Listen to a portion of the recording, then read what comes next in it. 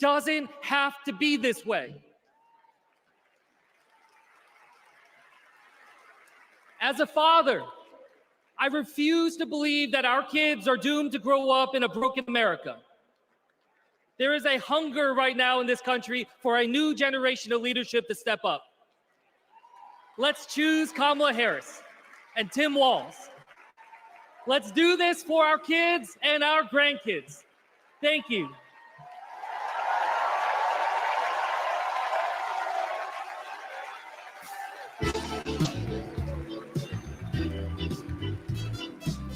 Please welcome Olivia Juliana.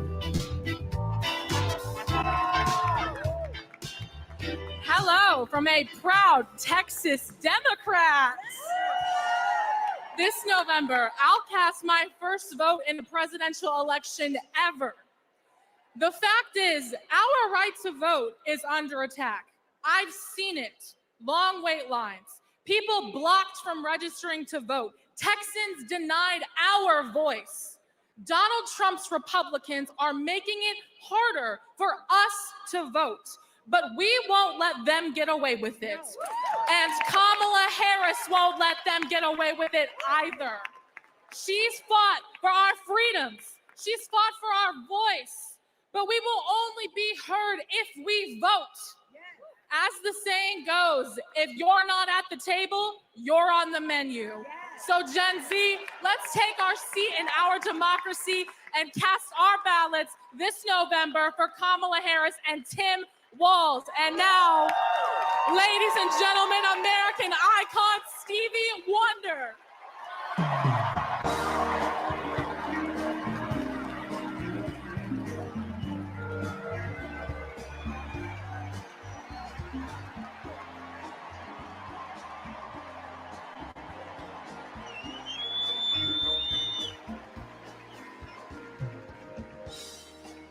I love you. I just want to say, I love you. I love you. And every song that I've sang, every song that I've written, it's because of my love for you right here. But this year I've prayed very hard for peace to come to our world's nations, but also to each one of our hearts. Even though our hearts have been beaten and broken, beyond prayer, I know the importance of action, and now is the time to understand where we are and what it will take to win. Win the broken hearts, win the disenchanted, win the angry spirits. Now is the time.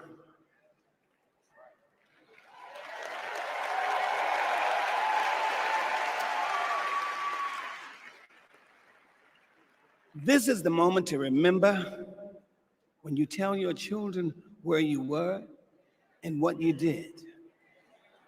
As we stand between history's pain and tomorrow's promises, we must choose courage over complacency.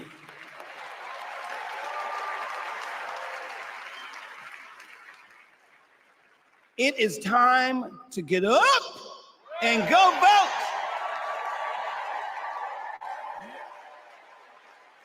Listen, the choice is clear than anyone else is saying.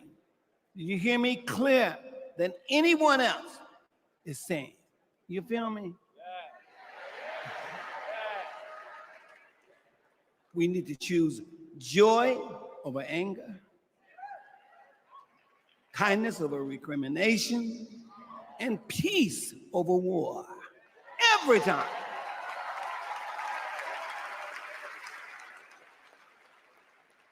We must choose to be above the ugly words, the hateful anger, and the division those words and anger create. We must keep on keeping on until we truly are a united people of these United States. And then we will reach a higher ground. Are y'all ready? Are y'all ready to reach a higher ground?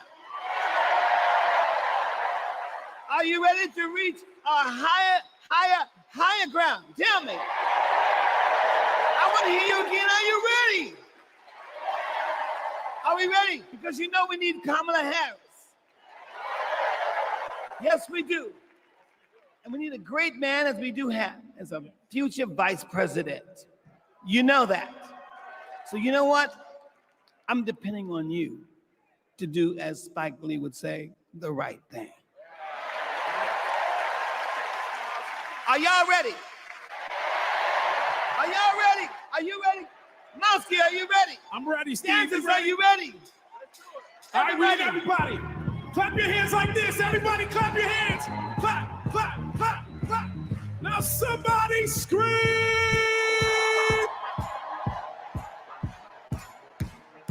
I mean, the highest ground.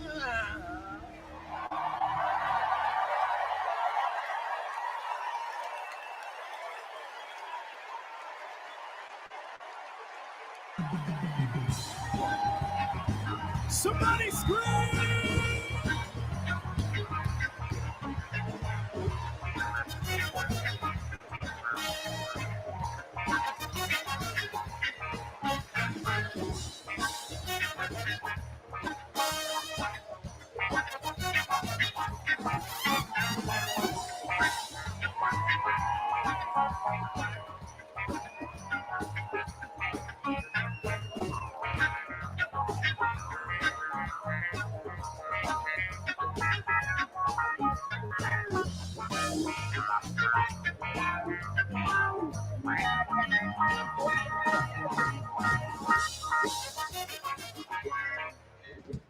Wow. Wow. Wow. I couldn't see the rest of y'all, but from back, Nebraska was getting down. Stevie's song is powerful, but so was his words. He said courage over complacency. He gave us a call in his remarks. But now I gotta tell you, the party is gonna keep going. We're just getting started, y'all. And this is a segment that I am very, very excited about, because it might be Wednesday night and we might be in Chicago, but it's starting to feel like something I've wanted to say my whole life. Live from New York, it's Saturday night. Please welcome Kenan Thompson.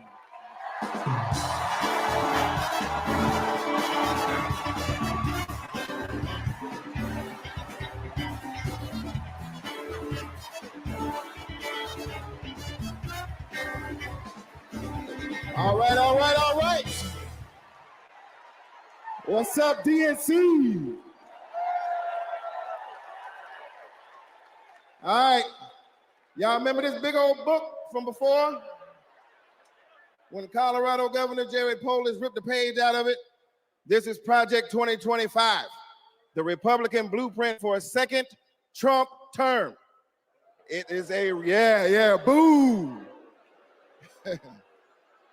It is a real document that you can read for yourself at kamalaharris.com/Project 2025. You ever seen a document that could kill a small animal and democracy at the same time? Here it is. You know how when you download an app and there are hundreds of pages there that you don't read, it's just the terms and conditions, and you just click agree, right? Well, these are the terms and conditions of a second Trump presidency. You vote for him, you vote for all of this. Let's take a look. All right, do we got Matt here with us tonight? Is Matt here? Hey, there he is. Matt, how are you, sir? All right, Matt. Now, Matt, I understand that you work as an AV tech in Nevada, and you make a decent hourly wage. Is that right? Oh, I don't know if we can hear Matt. Can we hear Matt? So who's gonna fix it? Keep speaking, Matt, till we can hear you. Okay, that's good. I guess we're gonna move on from Matt. And this is Becky. Becky, can we hear you?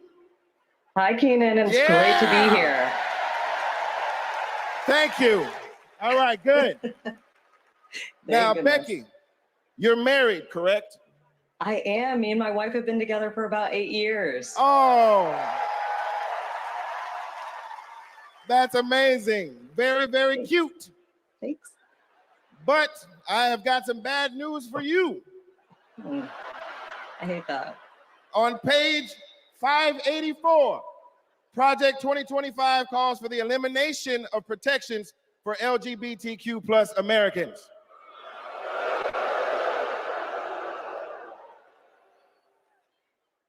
So yeah, right back to the Stone Age. I'm afraid so. Right back to the Stone Age. That's terrible. Yeah, it is. Thank you, Becky, for being here and making that wonderful point. All right, next up, we have Nirvana. Nirvana, are you with us? And your people are with us as well? All right, good. Now, Nirvana, I understand that you are on insulin to manage your diabetes, yes? Yes, and thanks to President Biden and Vice President Harris, I only pay $35 a month for my insulin. That is great. That is great. But on page 465, Project 2025 calls for millions of people like yourself to pay more for prescription drugs like insulin. Why? Why? Well, I guess maybe to help Big Pharma make more money that they can donate to Republican politicians, I assume. Yeah, that makes sense. Yes, unfortunately, it does make sense. All right, let's talk to Anita. Anita, are you there? Yes. Hello, Anita. Hello. And Anita, what do you do for a living? I'm an OBGYN who delivers babies and does surgery. An OBGYN. She is an OBGYN that delivers babies. Uh-oh. Uh-oh, yeah, it's bad news, isn't it? It sure is. On page 459, Project 2025 resurrects a law from the 1800s called the Comstock Act to ban abortion nationwide and throw healthcare providers in jail. Oh my God, that is awful. Yes, it is awful. All right, let's do one more. Is Sharia with us? Sharia, are you there? Hey, Keenan, I'm here. Yes, Sharia, I love it. All right, let's talk to you. I understand that you work for the federal government? Yes, sir. I'm in the United States Department of Education. I'm a proud civil servant and a proud union president. She works for the Department of Education and she's a proud civil servant. Well, unfortunately for you, on page 78, Project 2025 calls for President Trump to purge the civil service of everyone who isn't a MAGA loyalist. Are you a MAGA loyalist? Now, Keenan, absolutely not. I'm just asking. I mean, you might as well be, because also page 319 calls for the complete elimination of the Department of Education. There's a bunch of stuff in here, but that's all we have time for at the moment.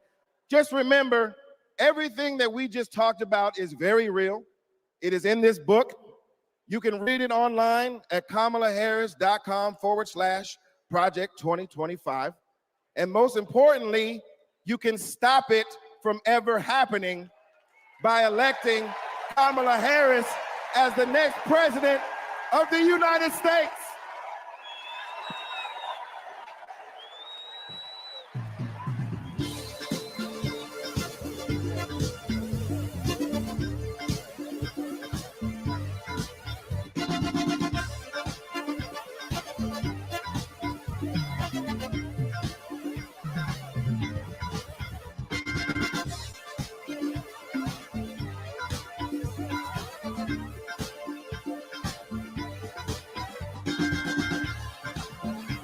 Please welcome award-winning producer and writer, Mindy Kaling. Good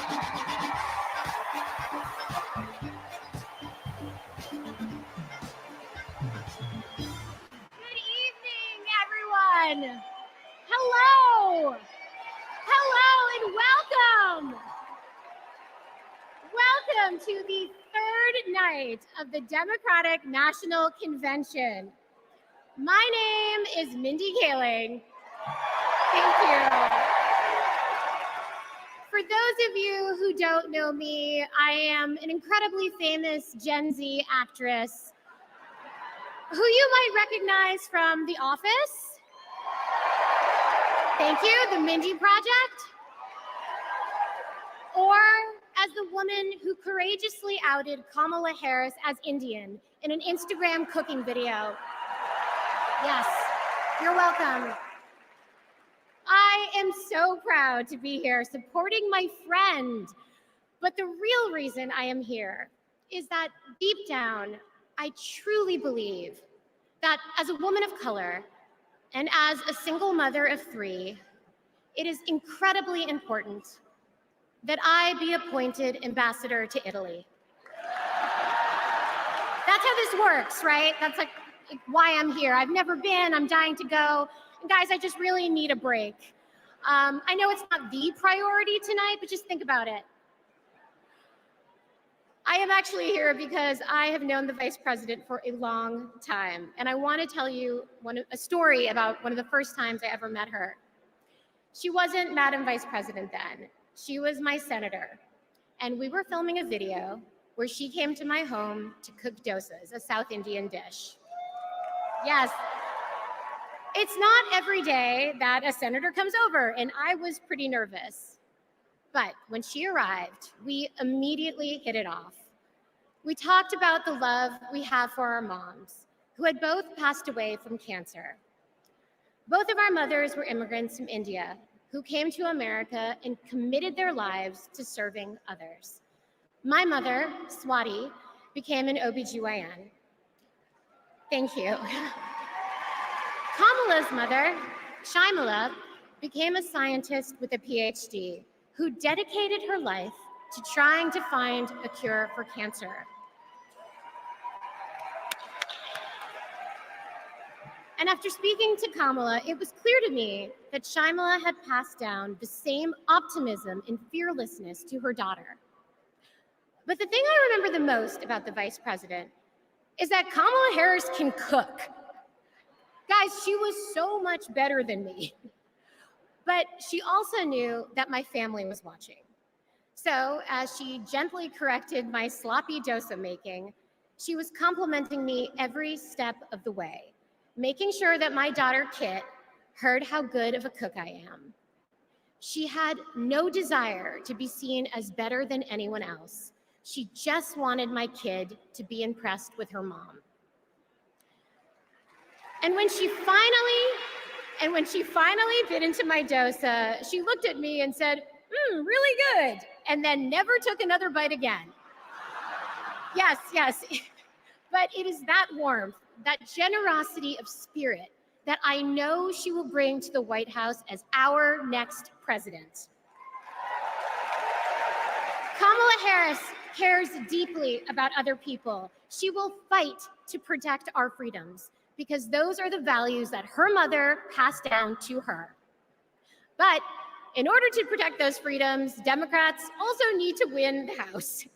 So we have a lot to do, and please welcome to the stage your next Speaker of the House, Hakeem Jeffries.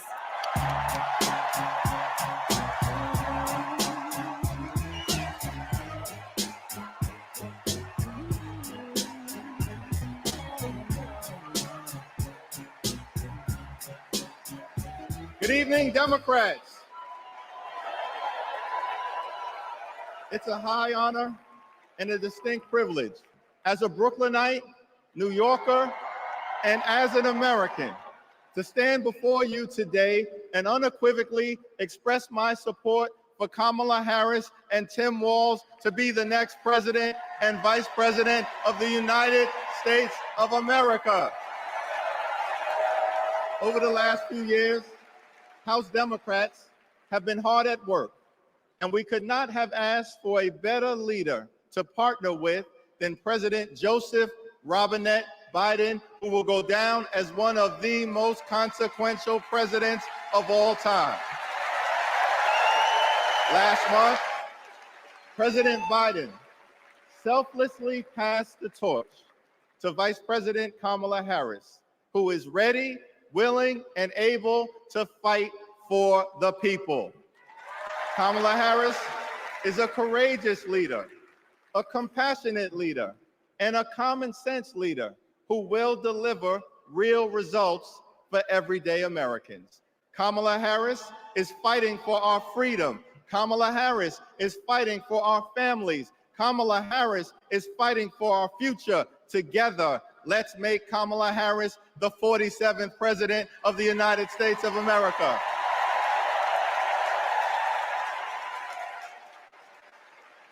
In our great country, when you work hard and play by the rules, you deserve to earn a living wage. You deserve to have an affordable place to call home. You deserve to educate your children in a great public school that is free from gun violence. And you deserve high quality, affordable health care, and you deserve the chance to one day retire with grace and with dignity. But for far too many people in our great country, they are struggling to live paycheck to paycheck. And as a result, the American dream is out of reach. Here's the thing, extreme MAGA Republicans don't care about everyday Americans. They only care about themselves. Our approach, led by Kamala Harris and Coach Walz, is very different. We care about you, the American people. And we will fight hard to make sure that the American dream is alive and well in every single community. Now, the road ahead will not be easy, which brings me to you-know-who. Donald Trump is like an old boyfriend who you broke up with, but he just won't go away. He has spent the last 4 years spinning the block, trying to get back into a relationship with the American people. Bro, we broke up with you for a reason.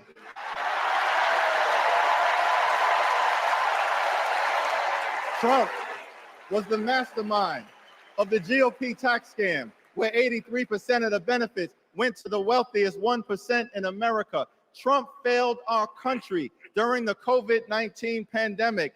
Trump is a chaos agent who is focused on himself, not the American people. Trump tried to destroy our democracy by lying about the election and inciting a violent mob to attack the Capitol. Trump put 3 extreme justices on the Supreme Court who destroyed Roe v. Wade. We broke up with you for a reason. Donald Trump can spin the block all he wants, but there's no reason for us to ever get back together.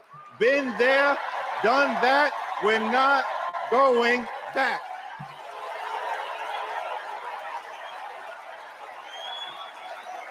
Kamala Harris and House Democrats will always put people over politics. Kamala Harris and House Democrats will lower costs and grow the middle class. Kamala Harris and House Democrats will fix our broken immigration system and secure the border. Kamala Harris and House Democrats will strengthen the relationship between the police and the community. Kamala Harris and House Democrats will continue to combat the climate crisis with the fierce urgency of now. Kamala Harris and House Democrats will protect Social Security, protect Medicare, protect Medicaid, protect the Affordable Care Act, protect working families, protect small businesses, protect the middle class, protect free enterprise, protect our children, protect our seniors, protect our veterans, protect our unions, protect our dreamers, and always protect a woman's freedom to make her own reproductive health care decisions.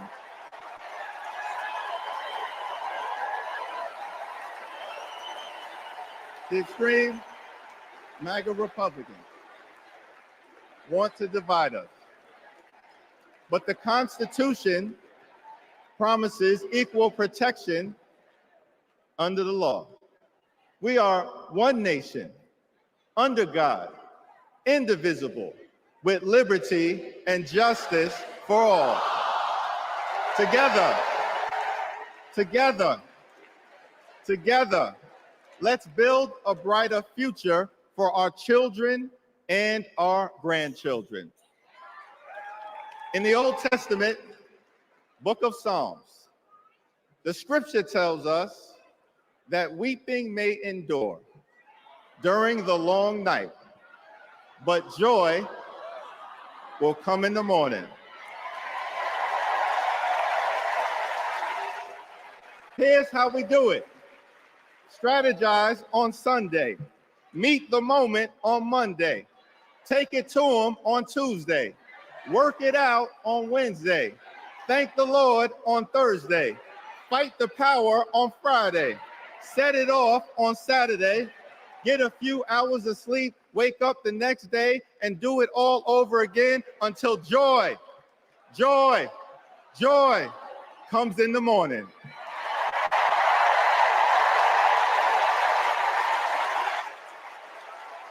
Now there's only 76 days left. There are only 76 days left. We must continue to speak up. We must continue to show up. We must continue to stand up, not as Democrats or Republicans, but as Americans. And when we do, nothing can stop Kamala Harris from becoming the 47th president of the United States of America. Nothing can stop House Democrats from taking back the majority. Nothing can stop the American people from continuing our march toward a more perfect union. Nothing can stop us. We're all the way up. God bless you. God bless Kamala Harris. May God bless the United States of America.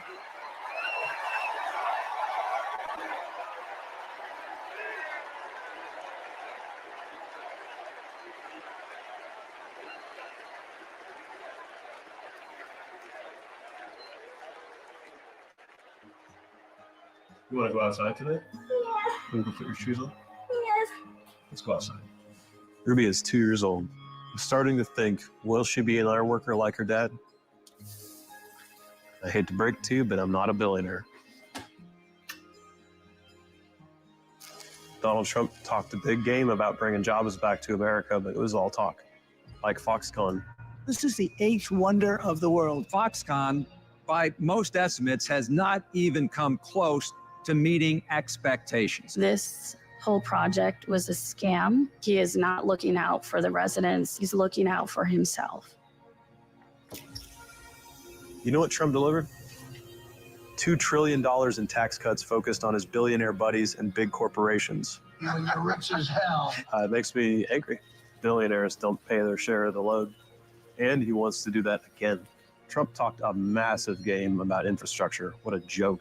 We call it Infrastructure Week. Infrastructure is the easiest of all. We're going to get this infrastructure going.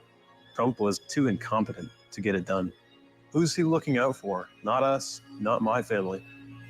You know who got it done?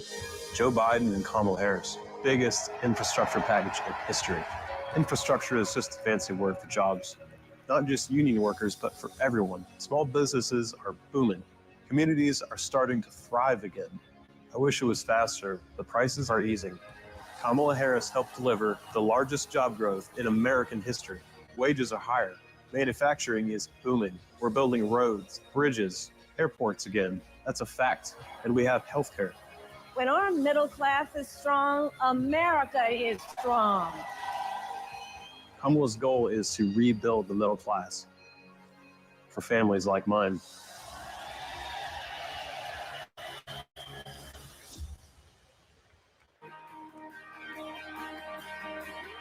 Please welcome the 42nd President of the United States, Bill Clinton.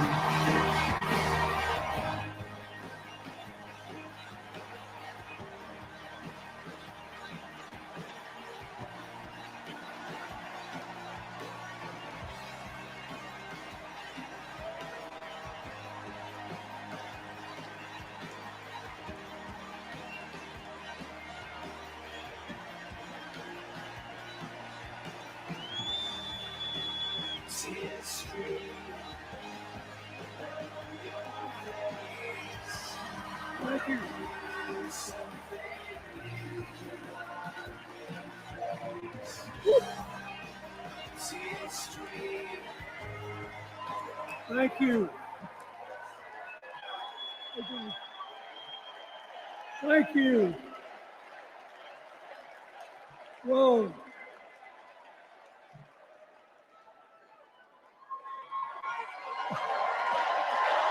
Let me ask you something.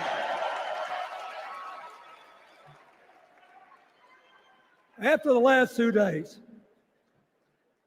aren't you proud to be a Democrat?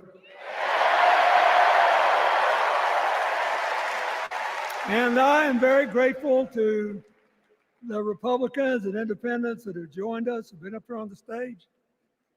And I hope they feel better about it now. Because I've seen all these things that even I have to be reminded of from time to time when I get my spirits down. I love seeing the Obamas here. I love seeing President Biden. And I thought Hillary gave a great speech too. And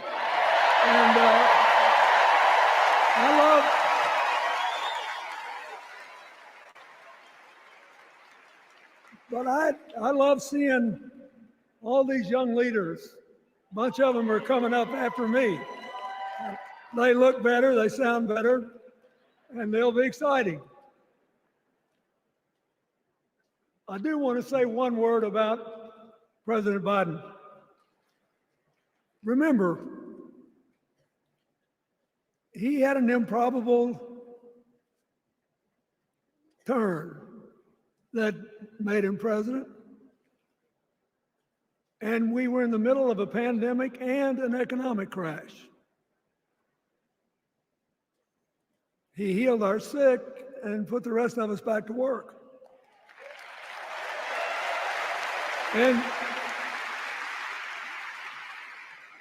he strengthened our alliances for peace and security. He stood up for Ukraine. He's trying desperately to get a ceasefire in the Middle East.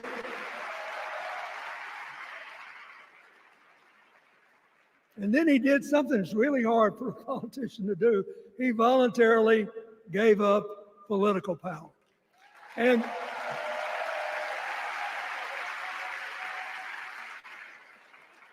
George Washington knew that, and he did it.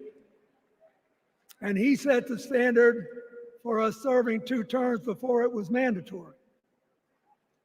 It helped his legacy, and it will enhance Joe Biden's legacy. And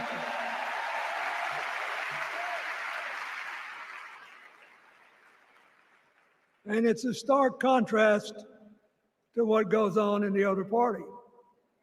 So I want to thank him for his courage, compassion, his class, his service, his sacrifice.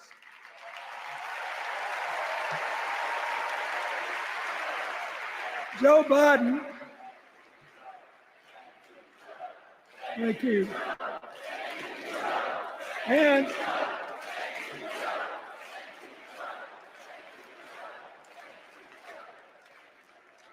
he kept the faith, and he's infected a lot of the rest of us. Now let's cut to the chase. I am too old to gild the lily. 2 days ago, I turned 78, the oldest man in my family of 4 generations. And the only personal vanity I want to assert is I'm still younger than Donald Trump.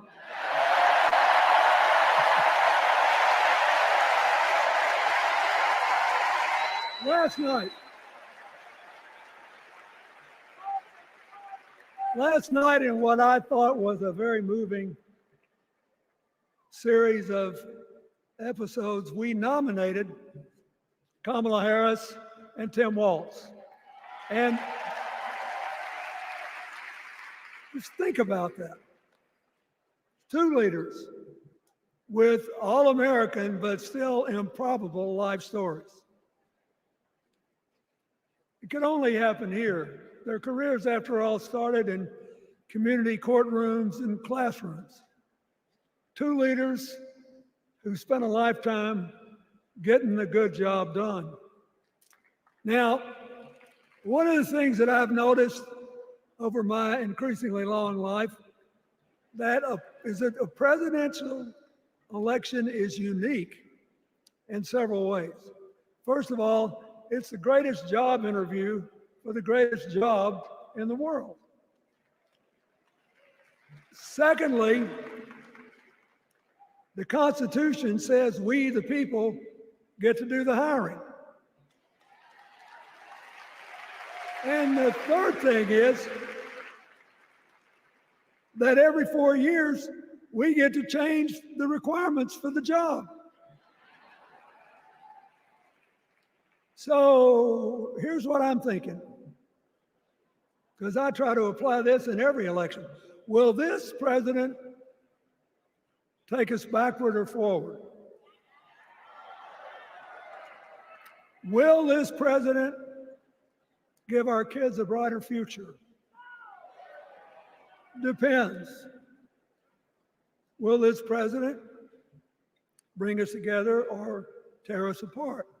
Will the president increase the peace, security, and stability and freedom that we enjoy and extend it to others as we can? We, the people, we have to make a decision about these kind of questions. And every 4 years, it's a little different because the people come at the candidates, and they say, as they're saying now, here are our problems, solve them. Here are our opportunities, seize them. Here are our fears, ease them. Here are our dreams, help them come true.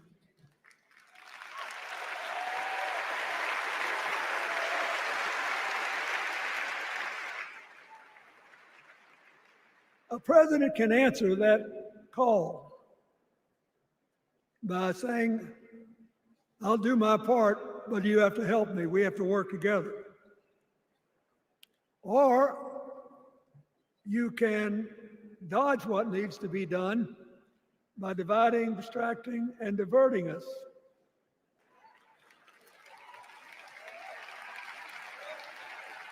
Kamala Harris will work to solve our problems, seize our opportunities, ease our fears, and make sure every single American, however they vote, has a chance to chase their dreams. You know, when she was young, she worked at McDonald's.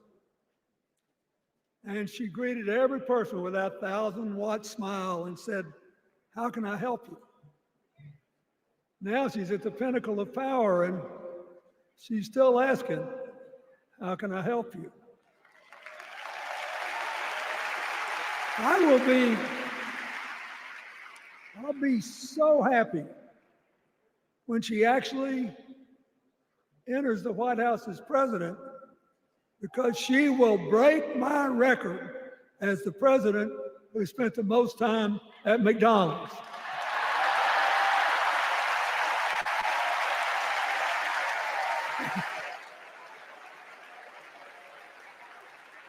Now, but we got an election to win.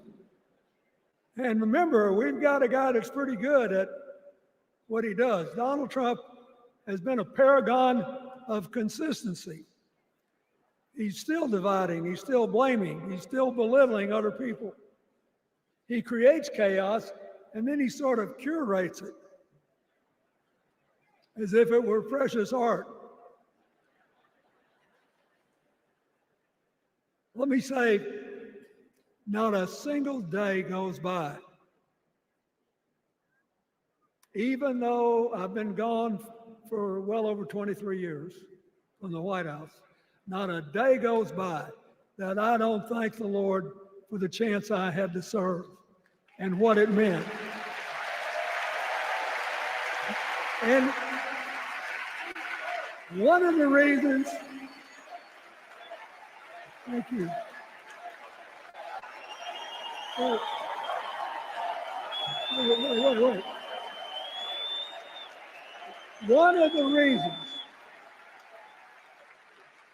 One of the reasons I love the job so much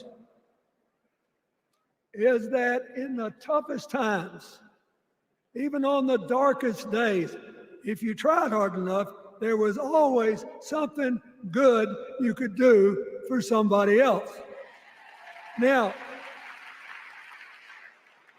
some days that's not easy to do. You've got to deal with all these emergencies, or there's something going on here, there, or yonder. But Kamala Harris is the only candidate in this race who has the vision, the experience, the temperament, the will, and yes, the sheer joy to get something done.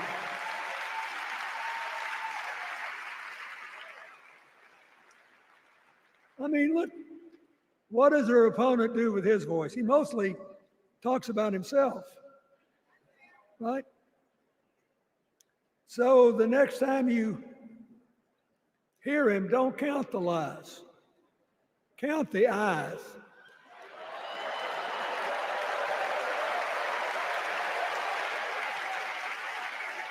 Count the eyes. His vendettas, his vengeance, his complaints, his conspiracies. He's like one of those tenors opening up before he walks out on stage, like I did, trying to get his lungs open by singing me, me, me, me, me, me.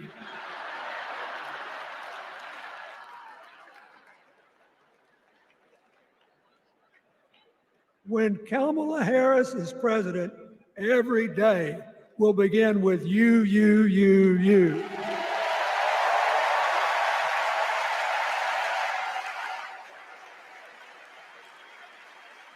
So, we got to ask ourselves the questions if we're going to hire a president. Do you want to build a strong economy from the bottom up and the middle out? Or do you want to spend the next 4 years talking about crowd size?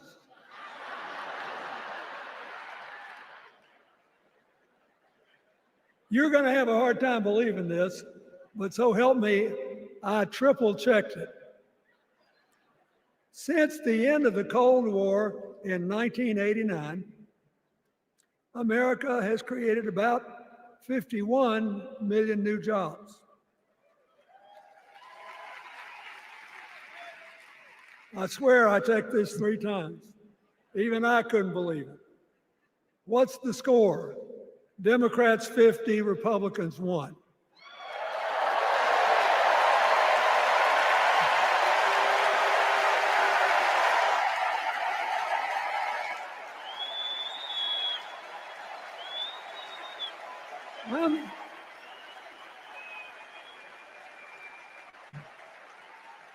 I'm glad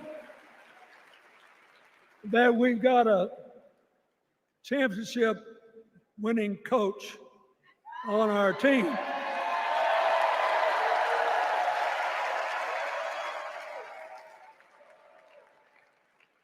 But even the most limited of us in what we know about football or any other sport knows that if you're got 50 and the other side's got 1, you're ahead.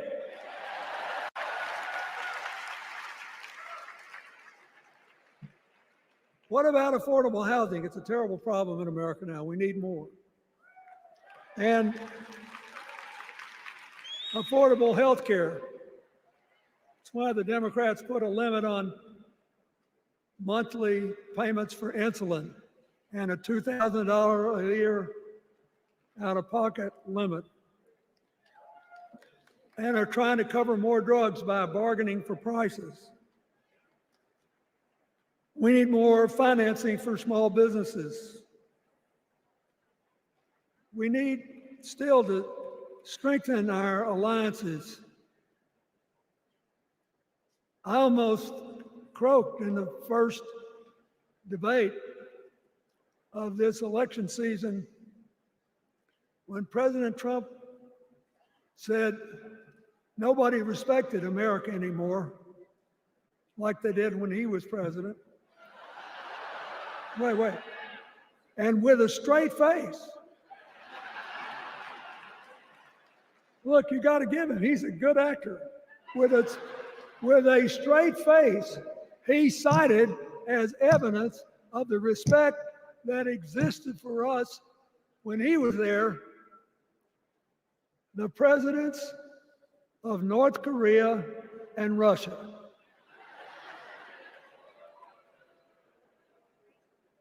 I'd rather have the people who respect us now.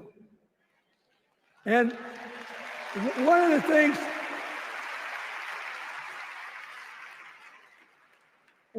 is when you send a signal to the other countries, you want them to know whether they agree with you or not, at least that you're on the level. Here's where you are and what you believe. What are they supposed to make to these endless tributes to the late, great Hannibal Lecter?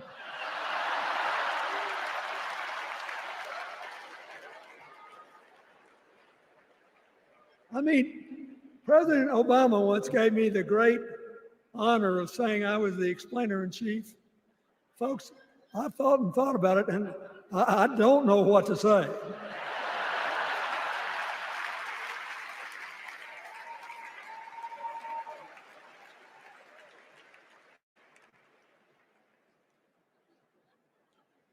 Like Hakeem Jeffries, I too want an America that's more joyful, more inclusive, more future-focused.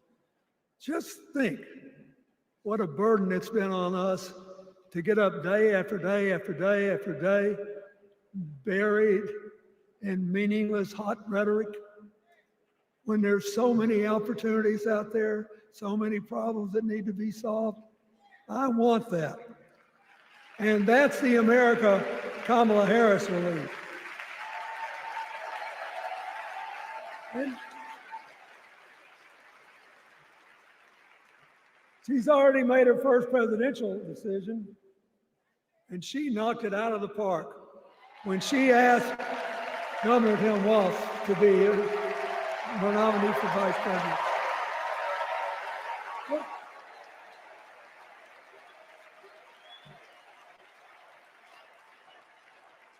As they used to say when I was a young man growing up in Arkansas, you do not have to be all broke out with brilliance.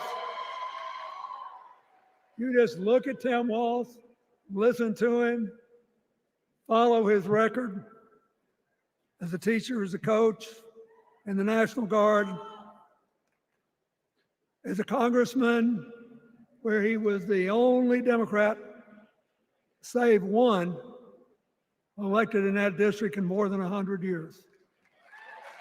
And he stayed a long time. And then he became a great governor. And By all accounts, he was a crack shot who had the courage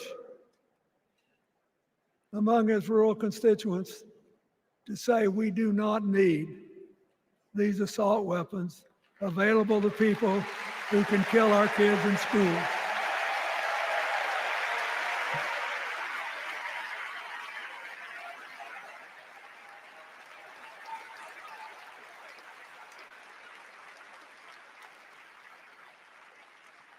So, armed with her first decision,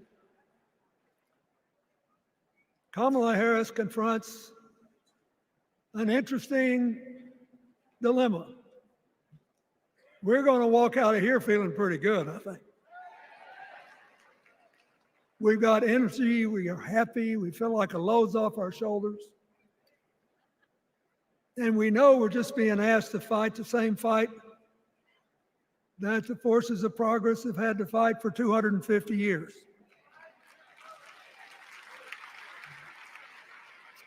In the face of stiff and often violent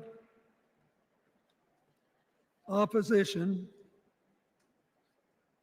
we have to find a way to go forward together, where we the people make our union more perfect.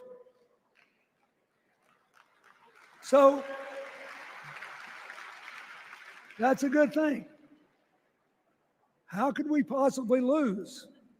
Kamala Harris has fought for kids her whole life that were left out and left behind. She's taken on gangs trafficking across the border. She's fought to protect the rights of homeowners. She's been our leader in the fight for reproductive freedoms, and we know a majority of the American people are with us on that.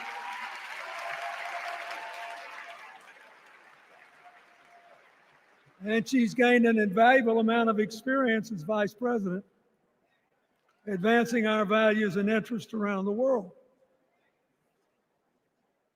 She's already said she's going to work really hard to make sure that no American working full-time lives in poverty or has to worry about their children living in poverty. He says that we got to make home ownership an achievable dream for everyone, not just a privilege.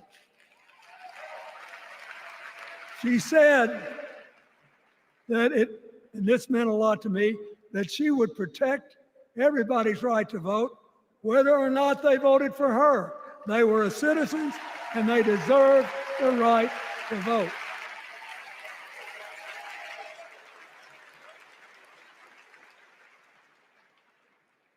The other day, her opponent implied that as his people voted one more time, they'd be able to rig it from now on and they wouldn't have to vote again.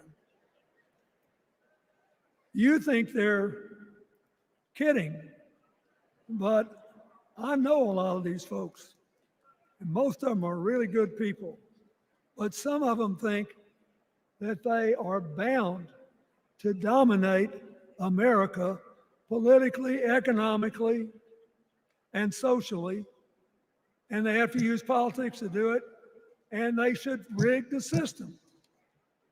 I don't believe that. And so here's what I want to tell you. We've seen more than one election slip away from us when we thought it couldn't happen, when people got distracted by phony issues or overconfident. This is a brutal, tough business. I want you to be happy. One of the reasons that President-to-be Harris is doing so well is that we're all so happy.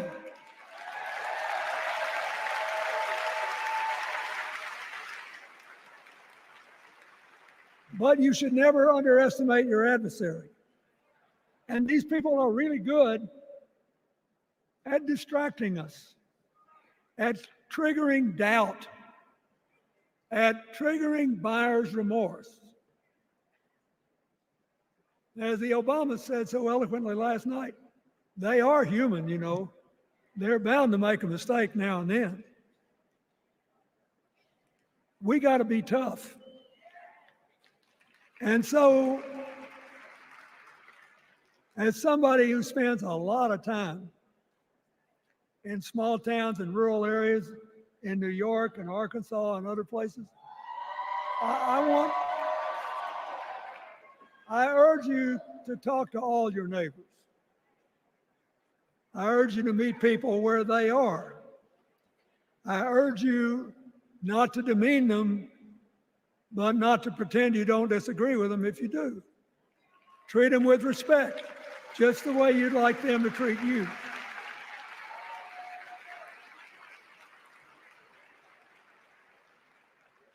Ask for their help and then follow our leader, Kamala, and ask them, how can I help you? We Democrats right now have a lot of hay in the barn. We've got massive achievements, massive advances, but there's still a lot of slips between today and Election Day that we have to navigate. And so I want to say this from the bottom of my heart. I have no idea how many more of these I'll be able to come to. I started in '76 and I've been to every one since. But no, 72. Lord, I'm getting old. But here's what I want you to know. If you vote for this team, if you can get them elected and let them bring in this breath of fresh air,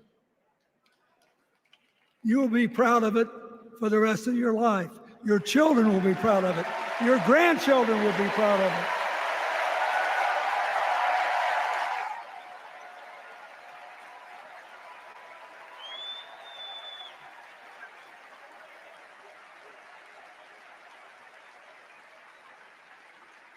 Take it from a man who once had the honor to be called in this convention the man from hope. We need Kamala Harris, the president of joy, to lead us. So,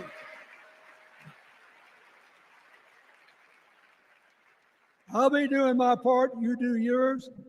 I'll see you when we're making a real joyful noise when the votes are counted. God bless you, and God bless America.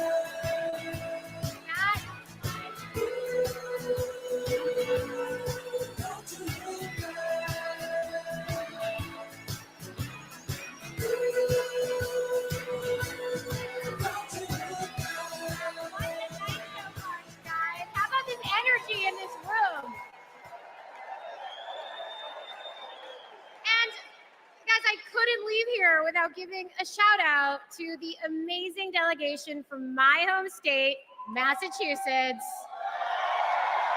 I love you, Massachusetts. Everyone is always hating on us, but they just don't get it. Go Sox. Go Jason Tatum. Ben Affleck, hang in there. Dunkin' Donuts is the best coffee in the world. Okay. Our next speaker needs no introduction. She was the first woman to ever serve as Speaker of the House. Yes, you know what's coming. This woman was doing brat before brat was brat. The mother of dragons, please welcome Nancy Pelosi.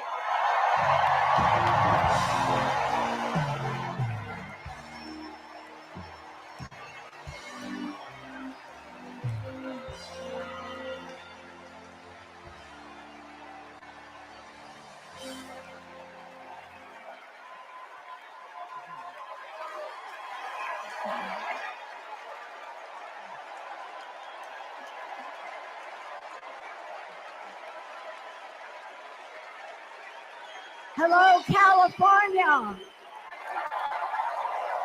Hello, Maryland. Hello, Democrats.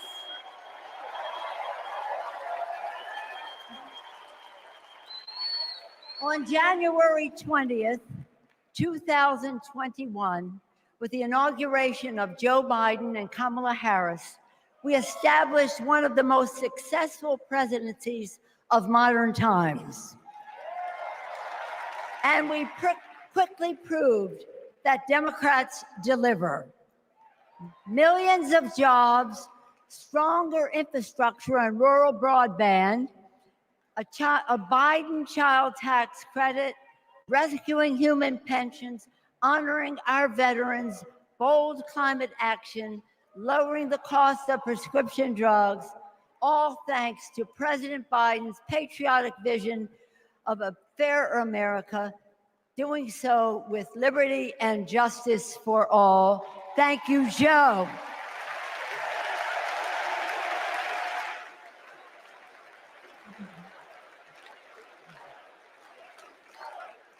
And I know that Vice President Harris is ready to take us to new heights. I've known Kamala Harris for decades. Personally, I know her a person of deep faith, which is reflected in her community care and service. Officially, she is a leader of strength and wisdom and eloquence on policy, most recently demonstrated fighting for women's right to choose. Politically, she is astute and strategic in winning difficult elections, quickly securing the nomination with dignity and grace, and choosing Tim Walz as our vice president. I had the honor of serving with Tim for 12 years in the Congress. He united Democrats, Republicans, and independents to turn a red district blue. He showed courage when he came to Congress in voting for the Affordable Care Act, meeting the needs of his constituents despite Republicans' lies and misrepresentation.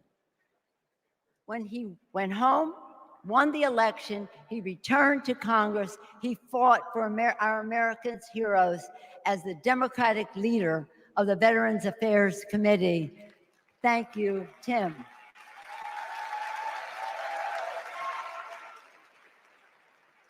January 6th was a perilous moment for our democracy. Never before had a president of the United States so brazenly assaulted the bedrock of our democracy, so gleefully embraced political violence, so willfully betrayed his oath of office. Let us not forget who assaulted democracy on January 6th. He did. But let us not forget who saved democracy that day. We did. And thank God we had a Democratic House of Representatives then. We returned to the Capitol that very same night. We insisted on certifying the election results on the floors of the House and the Senate. And we demonstrated to America and to the world that American democracy prevailed.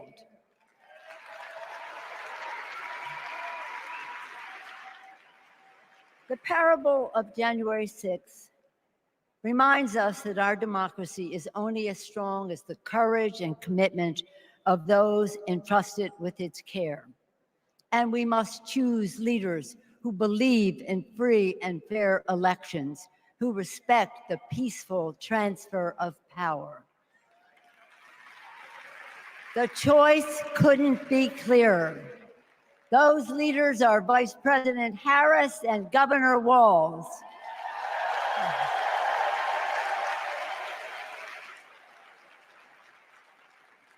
When the sun rose on January 7th, as our national anthem declares, we gave proof through the night that our flag was still there.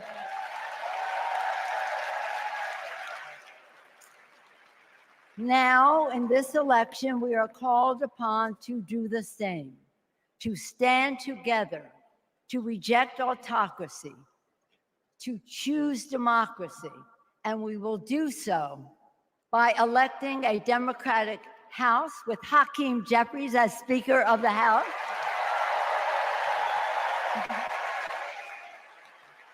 electing a Democratic Senate, electing Tim Walz as Vice President of the United States, and electing Kamala Harris as the President of the United States. Onward to victory.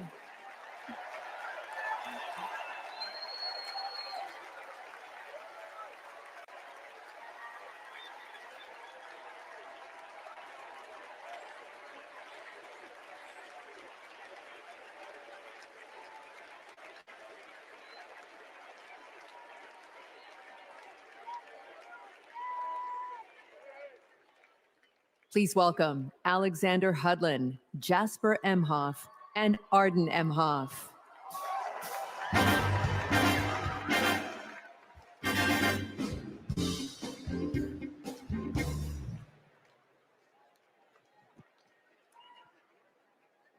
Kamala Harris is our auntie.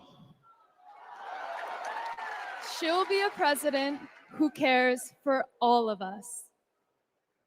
She'll lift us up. In 2016, we celebrated Auntie's Senate win. We saw Trump winning. I was only 9, but I knew enough to be concerned.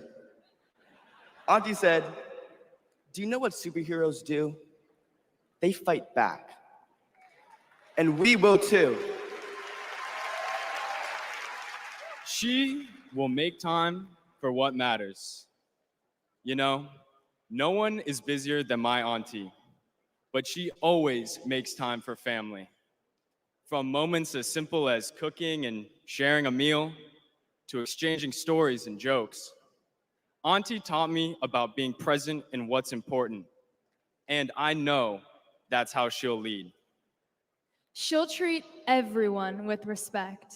Even as a kid, Auntie made me feel that I was seen, that my words are important, that I am important and loved. I know she'll value others' perspectives, no matter their age or their background. Auntie, we love you. We're so proud of you. And most importantly, you're a baller. And as you'd say, let's win this thing. Let's win this thing.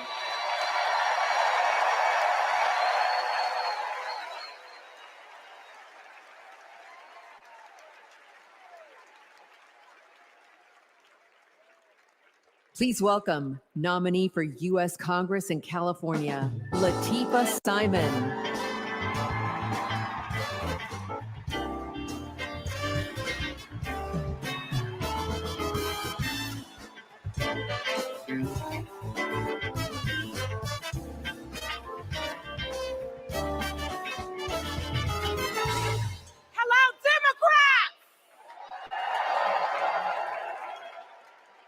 My name is Latifah Simon, and I am running for Congress.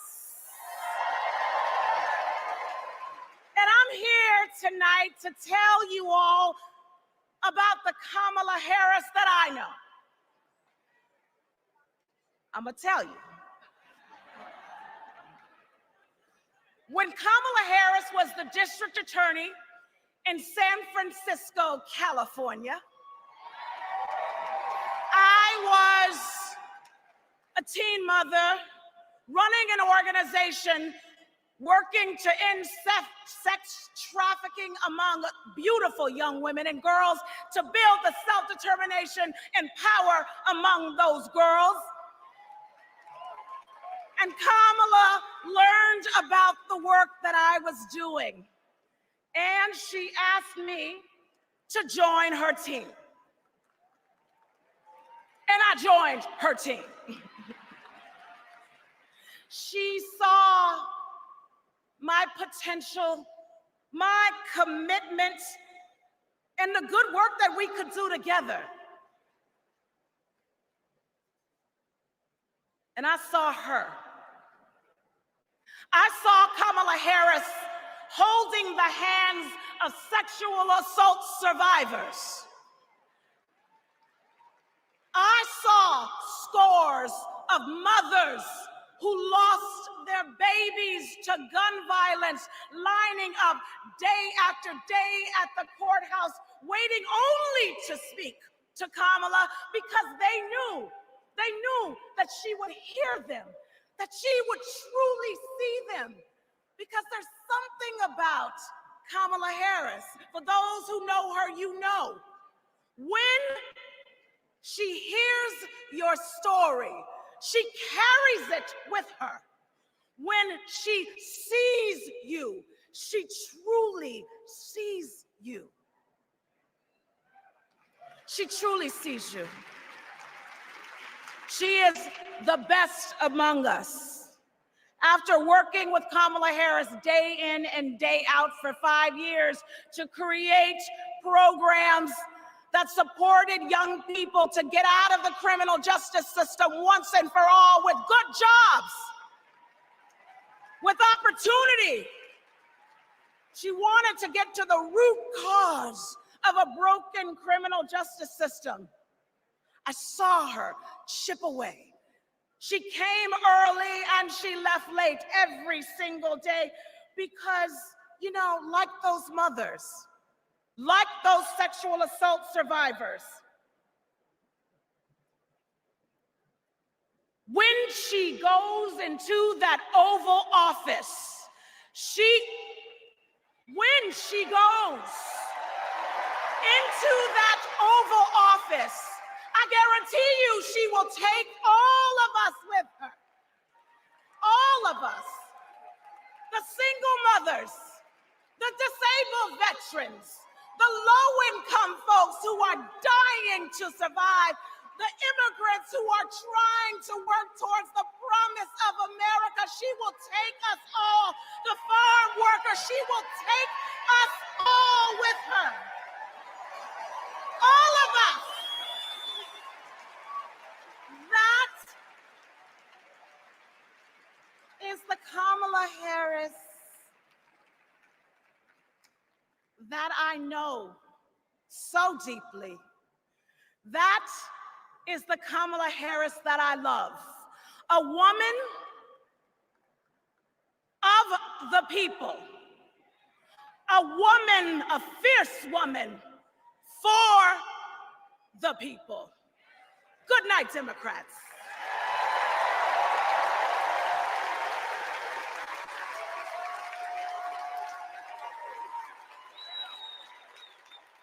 Please welcome former U.S. Associate Attorney General of the United States and the Vice President's brother-in-law, Tony West.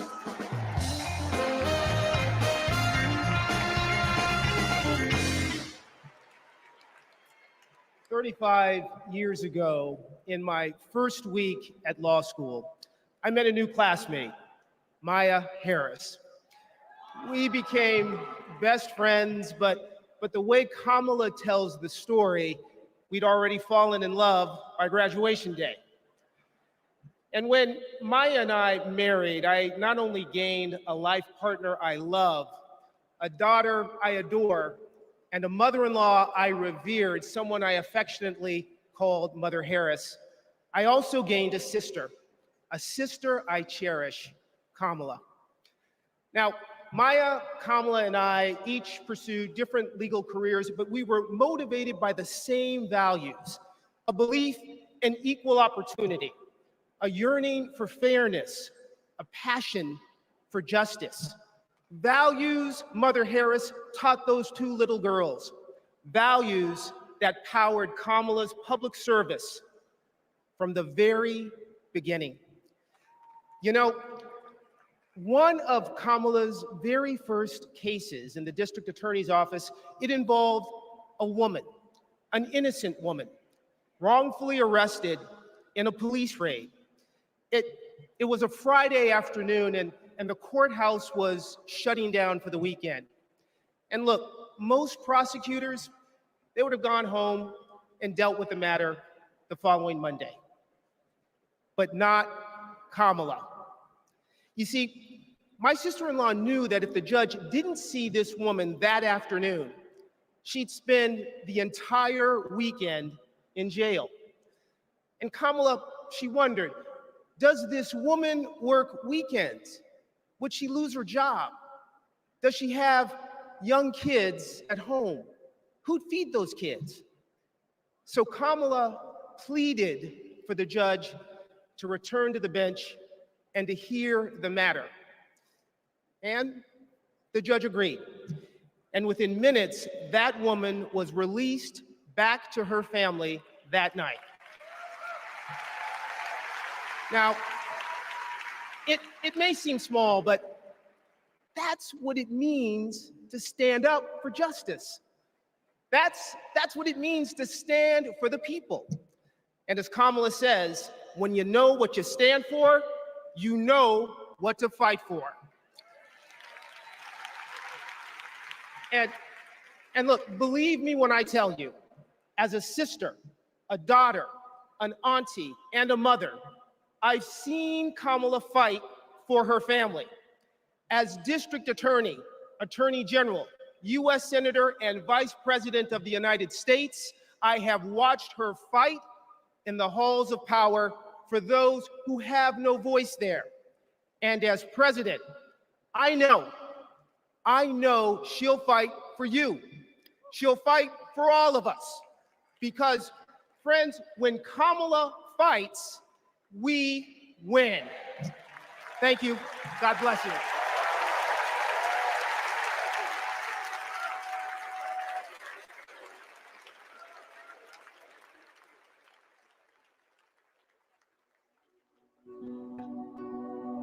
A crime against any one of us is a crime against all of us. The work that she did as Attorney General was taking on issues to help people who were trying to make a life for themselves and their families. When Kamala Harris came into office in 2011, the most urgent economic crisis facing communities throughout California was the foreclosure crisis. For too many Californians, hopes for lasting homeownership have been dashed. Victims have fallen prey to a series of mortgage scams, fraud, and unfair business practices. In order to get meaningful relief, we had to sue the banks and see through a lengthy litigation process. When Kamala was sitting at the table negotiating, it wasn't just about the money, it was about real people. I vividly remember her thinking about Mommy, who could finally afford to buy her first home, and how proud Mommy was. So Kamala knew what was at stake for families and even whole communities. We are very proud to announce a tremendous victory for California.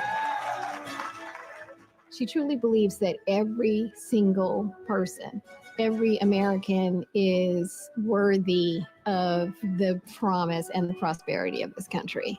And every time Kamala has run for a bigger office, it's because she believes that she can have a bigger impact. We are making a commitment tonight with this celebration of this Senate race to bring our country together. In the Senate, to get a position on the Intelligence Committee is very coveted because it is about protecting our nation's security. And Kamala hit the ground running. She would not let a witness off easily. Did you have any communications with Russian officials for any reason during the campaign that have not been disclosed? I don't recall it. I need to be correct as best I can. I do want you to be honest. And I'm not able to be rushed this fast. It makes me nervous. Her questioning of Attorney General Sessions was historic, and she earned the respect of colleagues on both sides of the aisle. Kamala, as a senator, was a truth teller. She was there to expose what some of these guys were and what they intended to do. Can you think of any laws that give government the power to make decisions about the male body?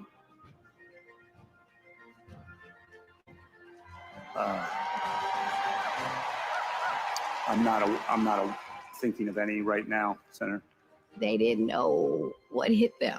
And in those moments, so many people saw her for the first time and saw how tough she was. Would you accept them recommending a charging decision to you if they had not reviewed the evidence? Well, that's a question for Bob Mueller. He's the U.S. attorney. I think you've made it clear, sir, that you've not looked at the evidence, and we can move on. When she's on a mission, she is determined and relentless. When our fundamental values are being attacked, do we retreat or do we fight? I say we fight. If you want to go forward in this country, not go backward, then there is only one choice.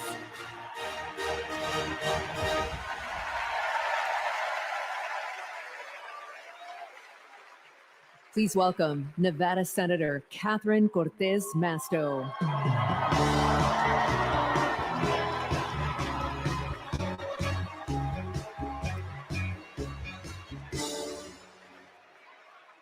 Hello, Chicago.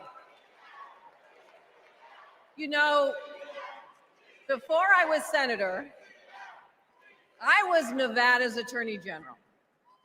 And that's when I met Kamala Harris, my colleague in California. Now, we bonded over many things. And working together, I quickly learned what kind of person she is. She is a strong leader. Here's how I know. As AGs, we took on the big banks after the foreclosure crisis. And let me tell you, Kamala did not settle for less than homeowners deserved. Her leadership helped win billions for working families nationwide. Delivering for families, that's Kamala Harris. Kamala and I also worked to protect our southern border. During that time, Kamala invited a group of AGs across the border to meet with Mexican officials. Now, we worked together to put transnational criminals and drug smugglers behind bars. Holding criminals accountable, that's Kamala Harris. Listen, and when we took on human traffickers, Kamala had us meet with survivors so that we could understand who we were fighting for. Standing up for justice, that's Kamala Harris. So trust me when I say, I know she will fight for our families and our freedoms. Now, we must fight for her. Every vote matters. I know, in 2016, Nevadans elected me, the granddaughter of a baker from Mexico, to serve as the first Latina in the United States Senate. I'll tell you what. And in 2022, my reelection came down to 7,928 votes. Because of voters in Nevada, the Democrats won the Senate majority. And I'm here to tell you, we can do it again. We can send Kamala Harris and Tim Walz to the White House. Are we ready to do it? Are we ready to fight? Let's get it done, Chicago. Thank you, everyone.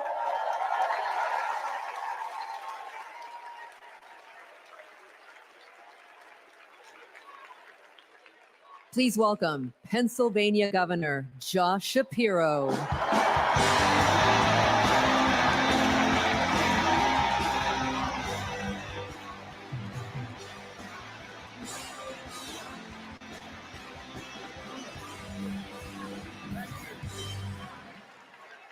Thank you. 2.5 centuries ago in Philadelphia, a band of patriots declared their independence from a king and set ourselves on a path of self-determination. Generation after generation has embraced that responsibility. Ordinary Americans rising up, demanding more, seeking justice. And in every chapter of our American story, we've made progress and advanced the cause of freedom. Today we find ourselves writing that next chapter. Will we be a nation defined by chaos and extremism? Or will we choose a path of decency, honor, and continued progress? Kamala Harris, well, she has spent her entire career making progress. Donald Trump, a man with no guardrails, wants to take away our rights and our freedoms. And listen, while he cloaks himself in the blanket of freedom, what he's offering isn't freedom at all. Because hear me on this, it's not freedom to tell our children what books they're allowed to read. No, it's not. And it's not freedom to tell women what they can do with their bodies. And hear me on this, it sure as hell isn't freedom to say you can go vote, but he gets to pick the winner. That's not freedom. But you know what? You know what, Democrats? We are the party of real freedom. That's right. The kind of real freedom that comes when that child has a great public school with an awesome teacher because we believe in her future. Real freedom that comes when we invest in the police and in the community so that child can walk to and from school and get home safely to her mama. Real freedom that comes when she can join a union, marry who she loves, start a family on her own terms, breathe clean air, drink pure water, worship how she wants, and live a life of purpose where she is respected for who she is.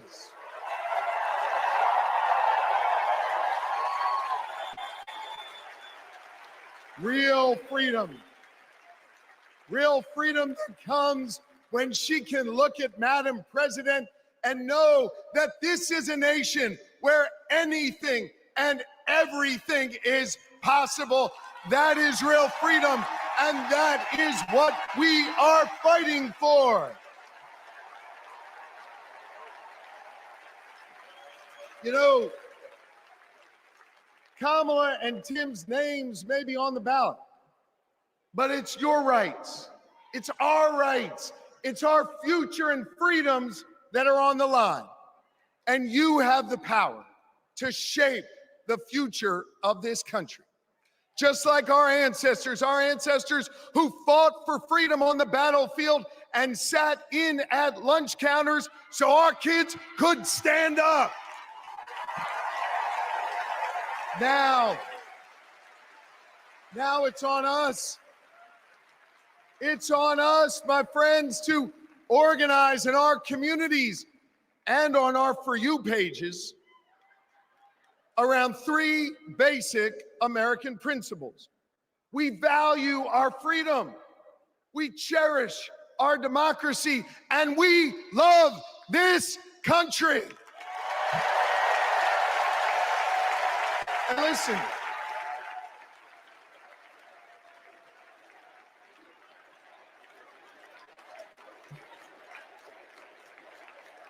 We love this country.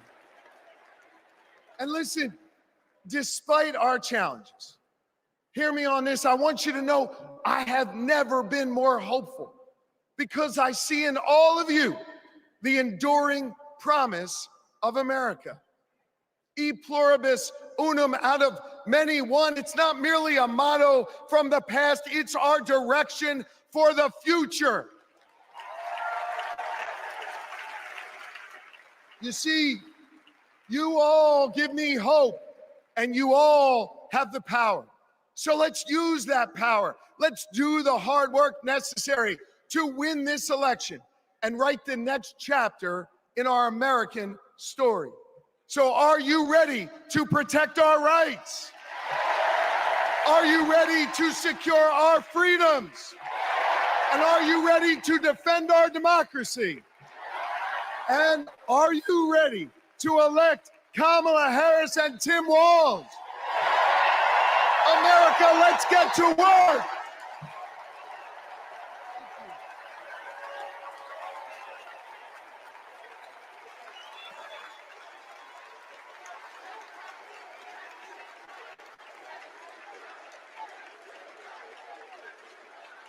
Please welcome author, activist, and youngest presidential inaugural poet in American history, Amanda Gorman.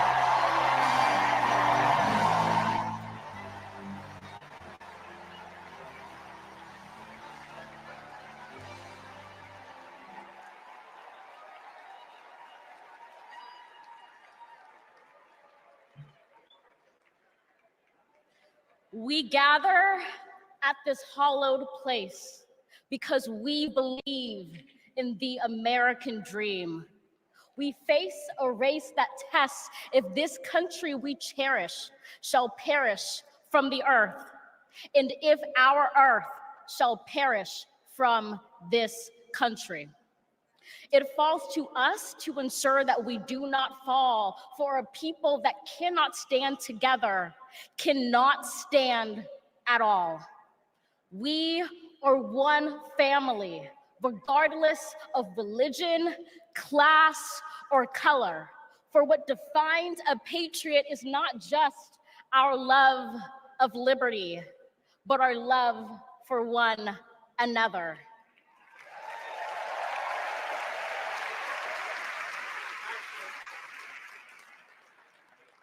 This is loud in our country's call because while we all love freedom, it is love that frees us all.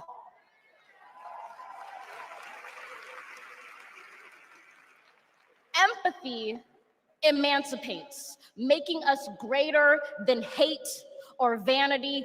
That is the American promise, powerful and pure.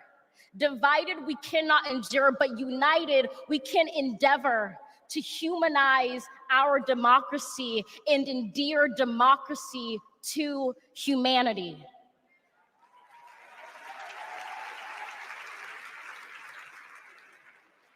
And make no mistake, cohering is the hardest task history ever wrote.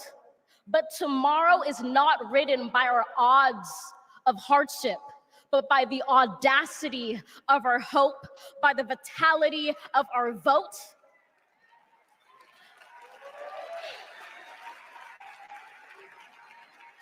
Only now, approaching this rare air, are we aware that perhaps the American dream is no dream at all, but instead a dare to dream together.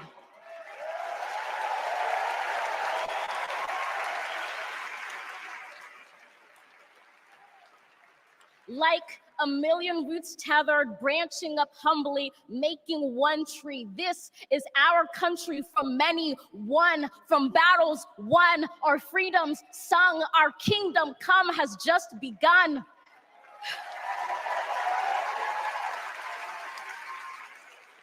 We redeem this sacred scene, ready for our journey from it. Together, we must birth this early republic and achieve an unearthly summit. Let us not just believe in the American dream. Let us be worthy of it. Thank you.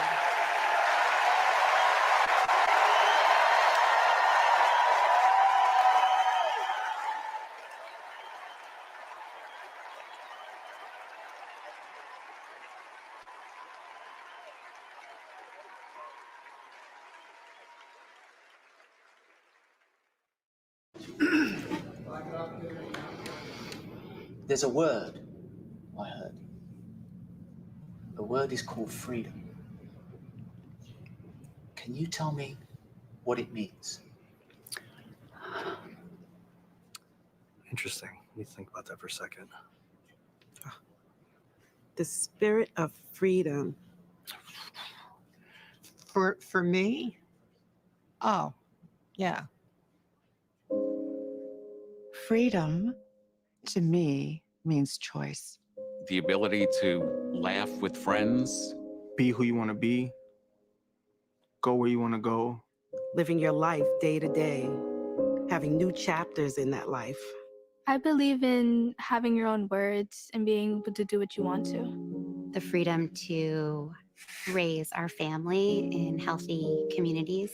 The idea that I can turn to my partner, my husband, and say I love you with every being of my soul.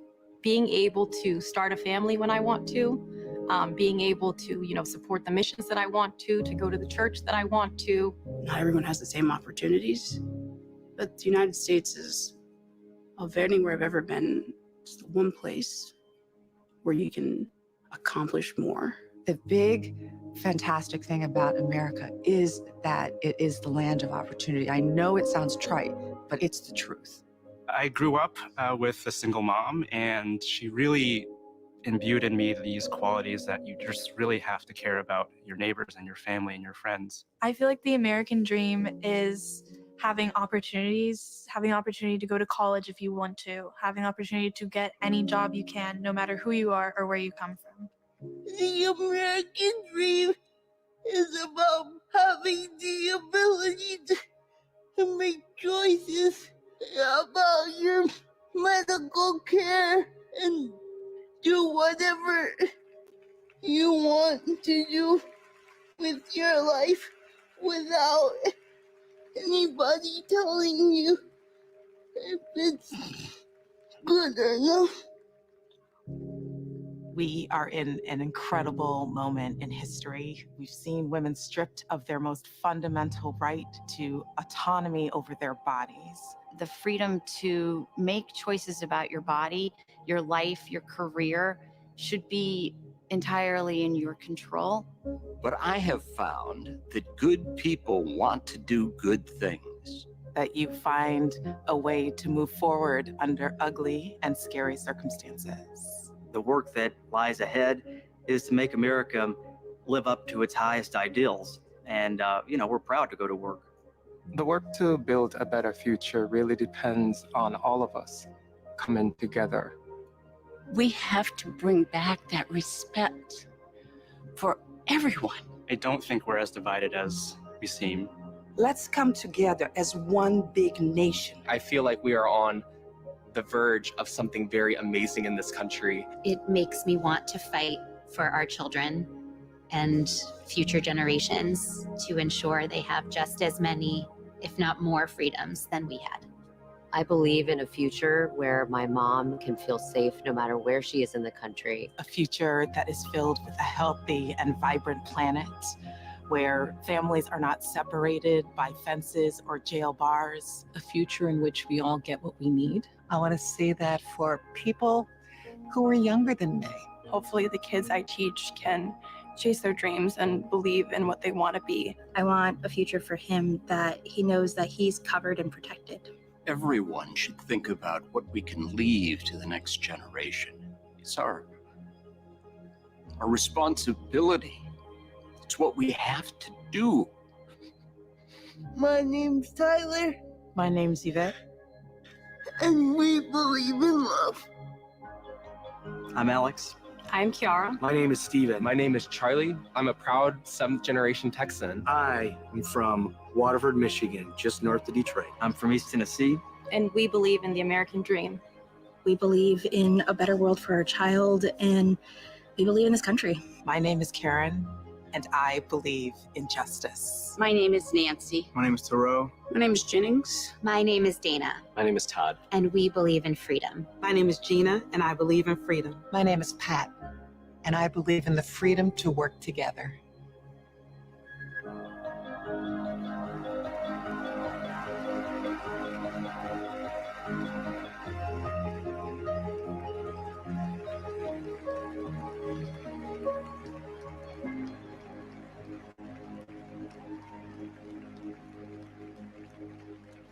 Please welcome Oprah Winfrey.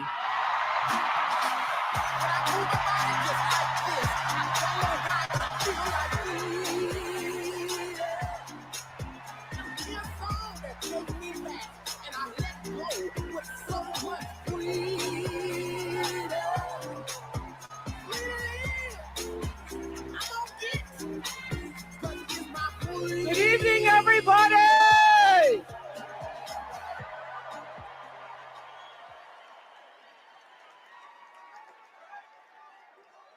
Who says you can't go home again?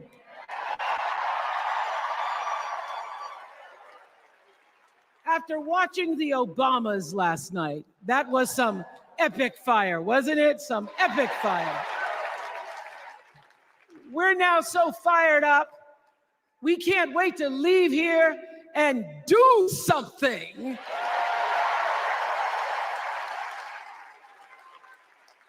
And what we're going to do is elect Kamala Harris as the next president of the United States.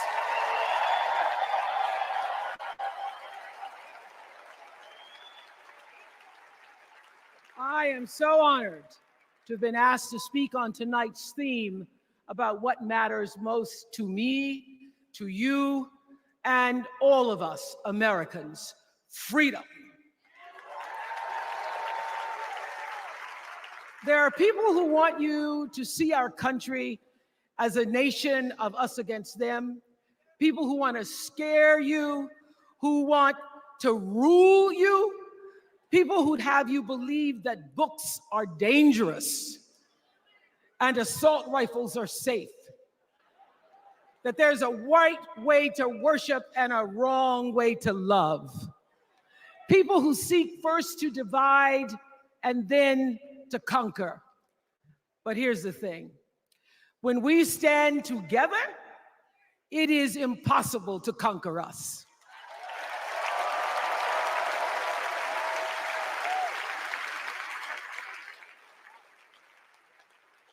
In the words of an extraordinary American, the late Congressman John Lewis,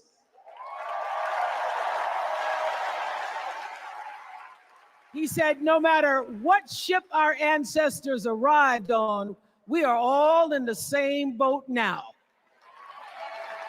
Congressman Lewis knew very well how far this country has come because he was one of the brilliant Americans who helped to get us where we are. But he also knew that the work is not done. The work will never be done because freedom isn't free. America is an ongoing project. It requires commitment. It requires being open to the hard work and the heart work of democracy. And every now and then, it requires standing up to life's bullies.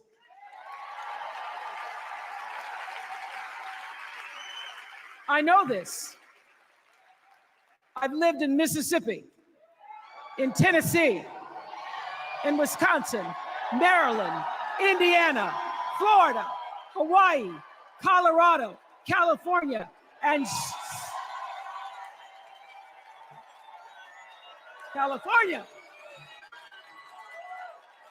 and sweet home Chicago, Illinois.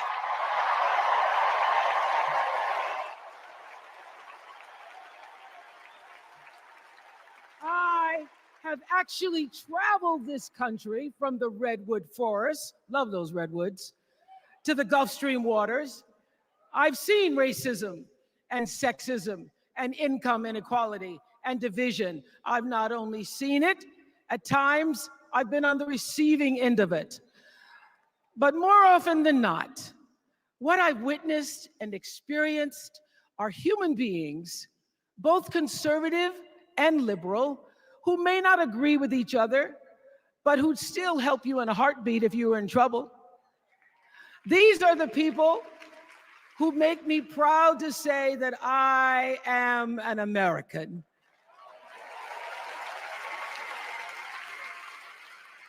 They are the best of America. And despite what some would have you think, we are not so different from our neighbors. When a house is on fire, we don't ask about the homeowner's race or religion. We don't wonder who their partner is or how they voted. No, we just try to do the best we can to save them. And if the place happens to belong to a childless cat lady,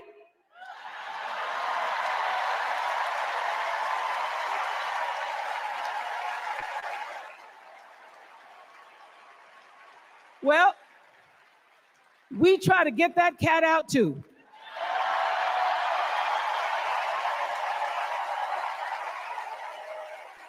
Because we are a country of people who work hard for the money. We wish our brothers and sisters well, and we pray for peace. We know all the old tricks and tropes that are designed to distract us from what actually matters, but we are beyond ridiculous tweets and lies and foolery. These are complicated times, people, and they require adult conversation. And I welcome those conversations because civilized debate is vital to democracy, and it is the best of America. Now, over the last couple of nights, we have all seen brave people walk onto this stage and share their most private pain. Amanda and Josh, Caitlin, Hadley, they told us their stories of rape and incest and near-death experiences from having the state deny them the abortion that their doctor explained was medically necessary. And they've told us these things for one reason, and that is to keep what happened to them from happening to anybody else. Because if you do not have autonomy over this, if you cannot control when and how you choose to bring your children into this world and how they are raised and supported, there is no American dream.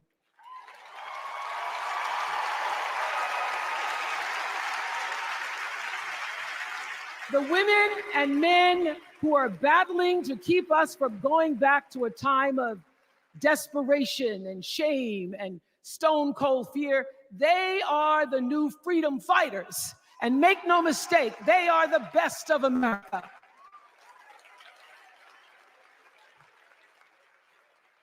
I want to talk now about somebody who's not with us tonight. Tessie Prevost Williams was born in New Orleans, not long after the Supreme Court ruled that segregated public schools were unconstitutional. That was in 1954, same year I was born. But I didn't have to head to first grade at the all-white McDonough 19 school with a U.S. Marshal by my side like Tessie did. And when I got to school, the building wasn't empty like it was for Tessie. You see, rather than allowing McDonough to be integrated, parents pulled their kids out of the school, leaving only Tessie and two other little Black girls, Gail Etienne and Leona Tate, to sit in a classroom with the windows papered over to block snipers from attacking their 6-year-old bodies. Tessie passed away 6 weeks ago. And I tell this story to honor her tonight because she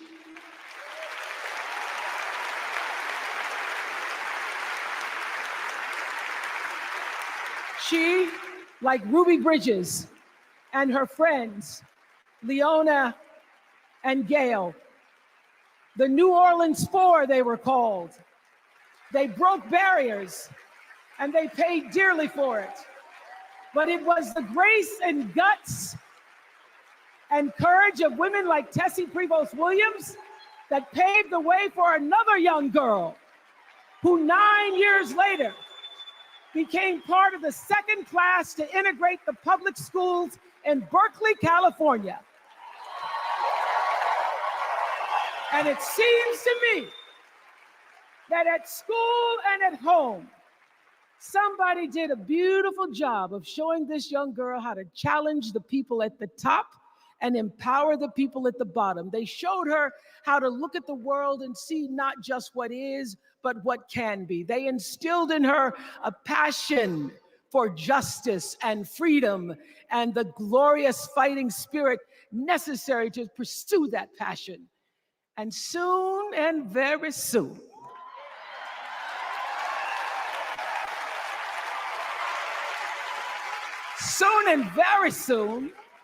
we're going to be teaching our daughters and sons about how this child of an Indian mother and a Jamaican father, two idealistic, energetic immigrants,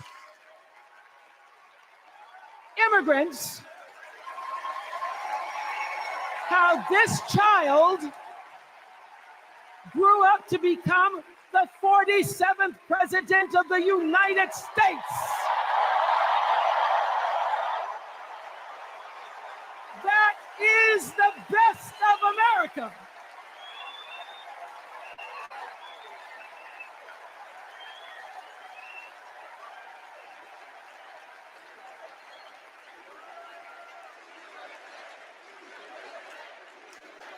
You know, let me tell you this.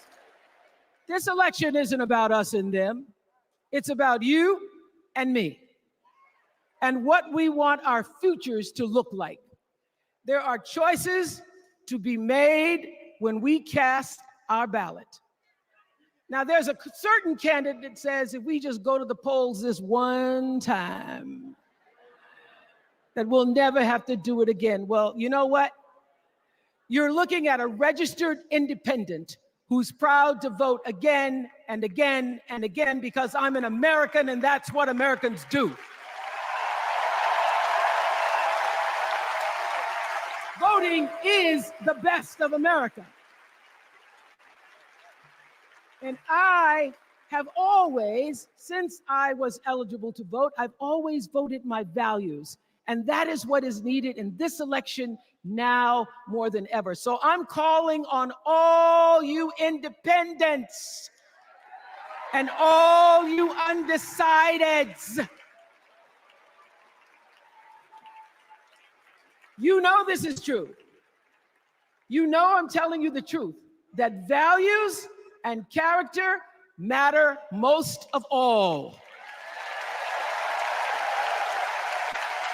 In leadership and in life. And more than anything, you know this is true, that decency and respect are on the ballot in 2024.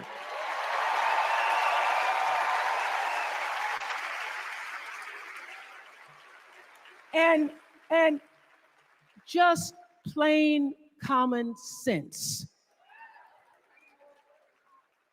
Common sense tells you that Kamala Harris and Tim Walz can give us decency and respect.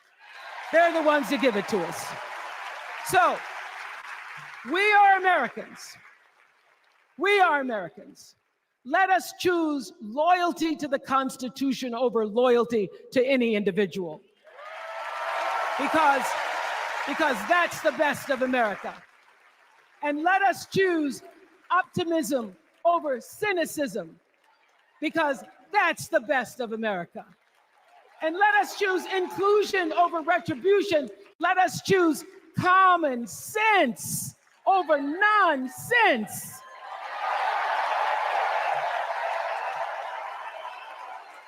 Because that's the best of America. And let us choose the sweet promise of tomorrow over the bitter return to yesterday. We won't go back.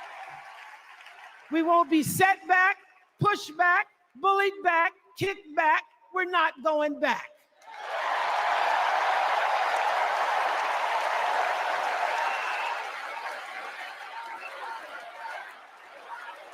Not going back. We're not going back. So, let us choose. Let us choose truth. Let us choose honor. And let us choose joy.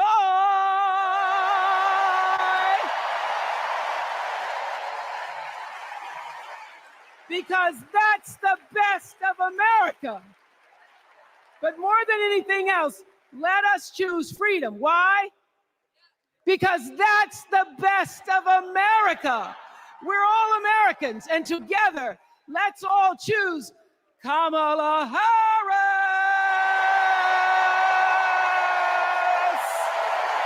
Thank you, Chicago. Thank you.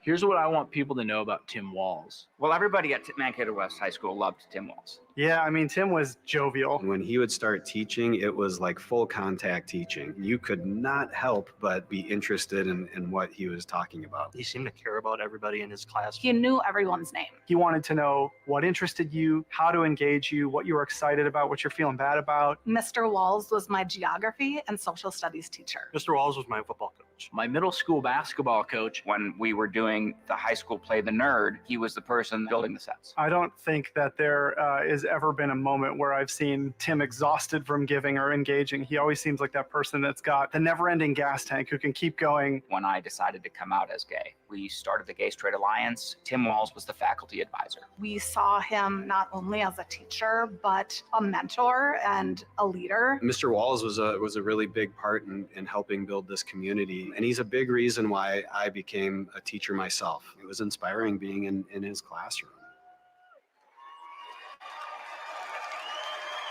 Please welcome Maryland Governor Wes Moore.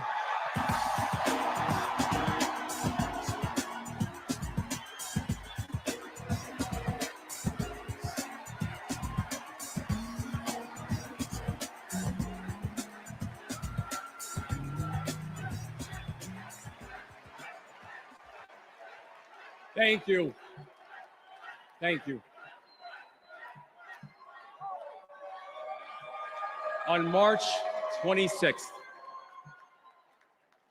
at 1:30 in the morning, a container ship the length of 3 football fields slammed into the Francis Scott Key Bridge in Baltimore, and the bridge collapsed. A port that drives 13% of our state's economy was now closed. Thousands of workers were hours away from waking up and realizing they no longer had a job. 6 Marylanders who had been on the bridge in the middle of the night fixing potholes lost their lives. And one of the first phone calls that I got that morning started with these 3 words. Gov, it's Kamala. She said, I know you spoke to the president, and I want you to know we are here with you every step of the way.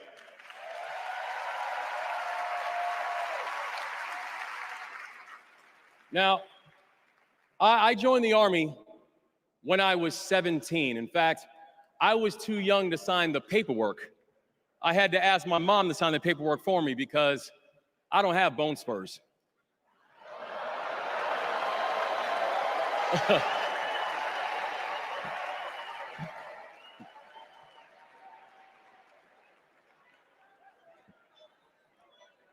I led soldiers in combat in Afghanistan.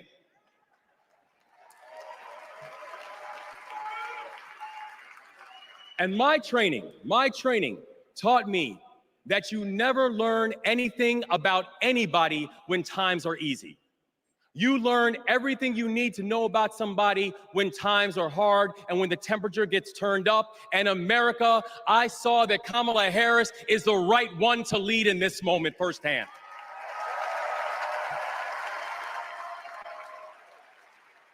And united with the Almighty God's grace, we brought closure to the families of the 6 victims. And while many said it could take 11 months to reopen the port of Baltimore, we got it done in 11 weeks.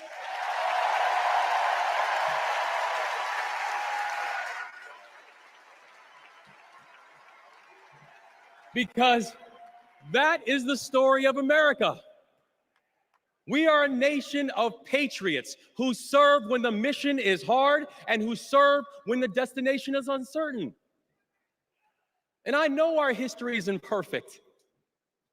The unevenness of the American journey has made some skeptical. But I'm not asking you to give up your skepticism. I just want that skepticism to be your companion and not your captor. And I'm asking that you join us in the work. Because making America great doesn't mean telling people you're not wanted. And loving your country does not mean lying about its history.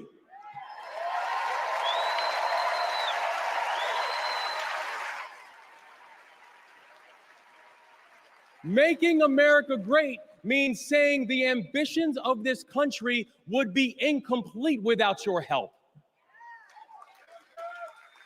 It's the legacy of those 6 workers who fixed potholes on a bridge while we slept, who were born in a different country, but who knew that America was big enough for them too.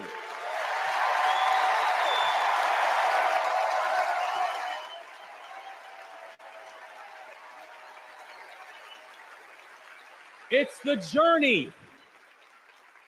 It's the journey of a man raised by a remarkable immigrant single mom, a man who felt handcuffs on his wrist at 11 years old, who now stands before you as the 63rd governor of Maryland and the first Black governor in the history of our state.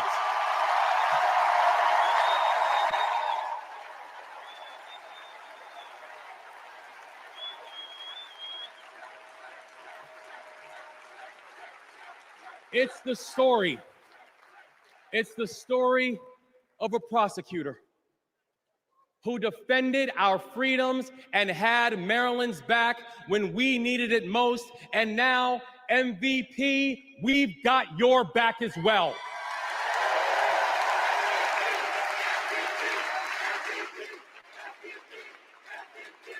That's right. It's my fellow veteran, my brother, and the next Vice President of the United States, Tim Walz. And now, Tim knows that in the military, you count the days towards mission completion. So guess what, y'all? We have got 75 days and a wake up until Election Day. 75 days in a wake-up for us to prove what Americans can do when the pressure is on. 75 days and a wake-up for us to show that true patriots do not whine and complain. We put our heads down and we get to work. 75 days and a wake-up to build a future that those who came before us hoped for, and those who come after us that they deserve. And 75 days and a wake up to elect a leader who is willing to believe in the best of us. And that leader is Kamala Harris, the next president of the United States. Thank you, God bless you, and let's leave no one behind.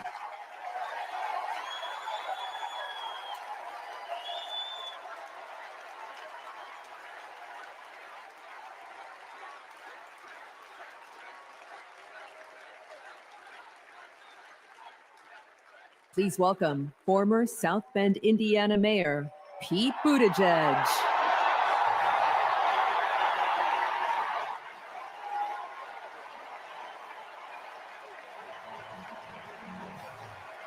Thank you.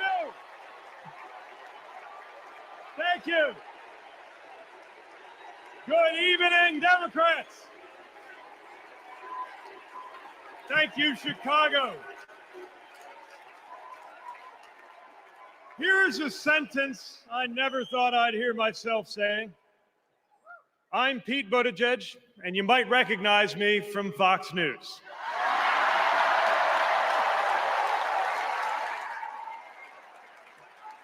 I believe in going anywhere, in service of a good cause, and friends, we gather in a very good cause, electing Kamala Harris and Tim Walz, the next president and vice president of the United States.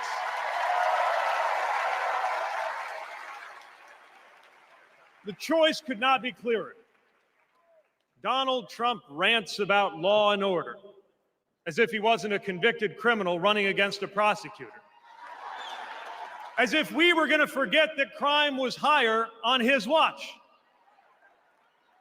Talks about the forgotten man, hoping we'll forget that the only economic promise that he actually kept was to cut taxes for the rich. And don't even get me started on his new running mate.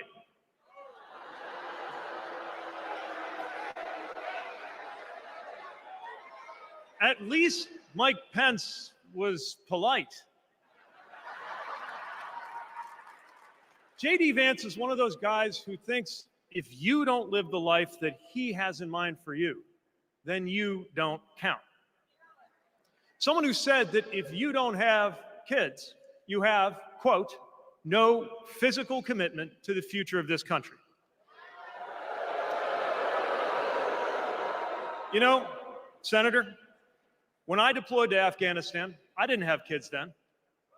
Many of the men and women who went outside the wire with me didn't have kids either. But let me tell you, our commitment to the future of this country was pretty damn physical.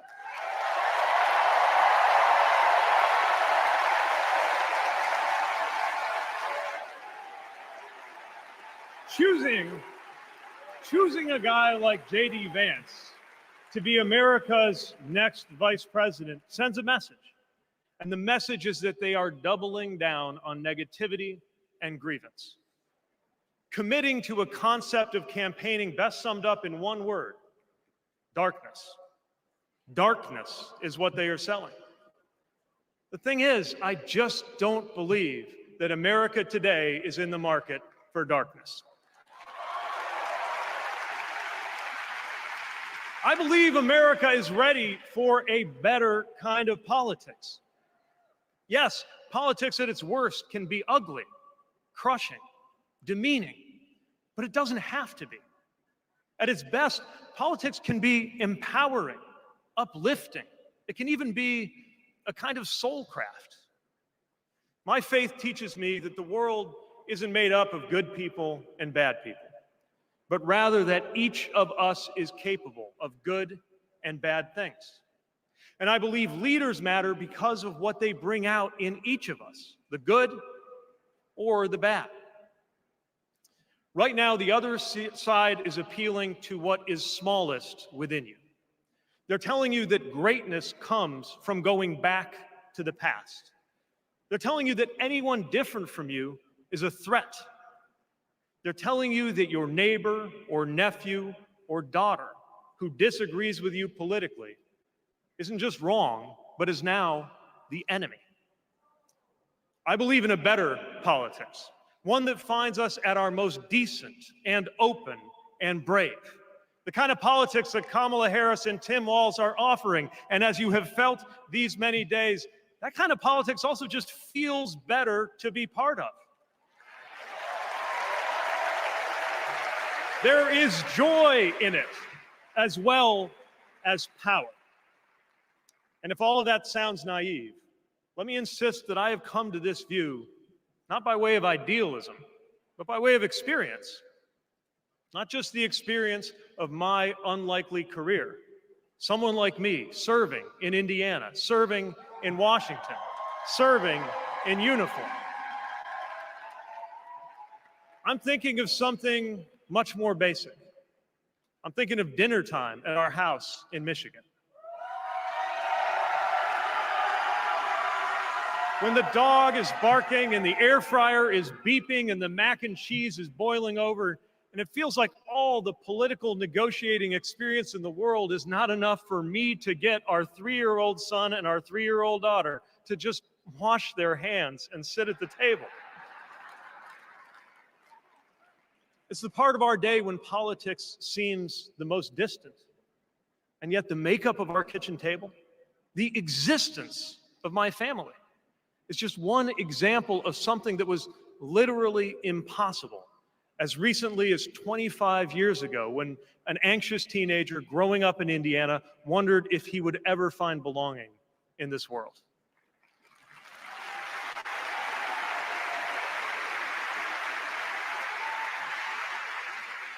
This kind of life went from impossible to possible, from possible to real, from real to almost ordinary in less than half a lifetime. But that didn't just happen. It was brought about through idealism and courage, through organizing and persuasion and storytelling, and yes, through politics, the right kind of politics, the kind of politics that can make an impossible dream into an everyday reality. I don't presume to know what it's like in your kitchen, but I know, as sure as I am standing here, that everything in it, the bills you pay at that table, the shape of the family that sits there, the fears and the dreams that you talk about late into the night there, all of it compels us to demand more from our politics than a rerun of some TV wrestling death match. So this November, we get to choose. We get to choose our president. We get to choose our policies, but most of all, we will choose a better politics. A politics that calls us to our better selves and offers us a better everyday. That is what Kamala Harris and Tim Walz represents. That is what Democrats represent. That is what awaits us when America decides to end Trump's politics of darkness once and for all. That is what we choose when we embrace the leaders who are out there building bridges and reject the ones who are out there banning books. This is what we will work for every day to November and beyond. So let's go win this. Thank you, Democrats. Thank you.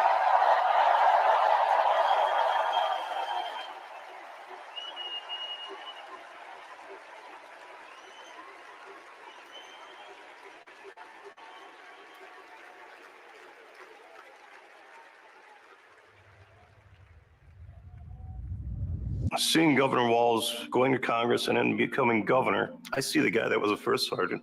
I see a guy that's full of energy, always busy. And like he says, you get enough time to sleep when you're dead.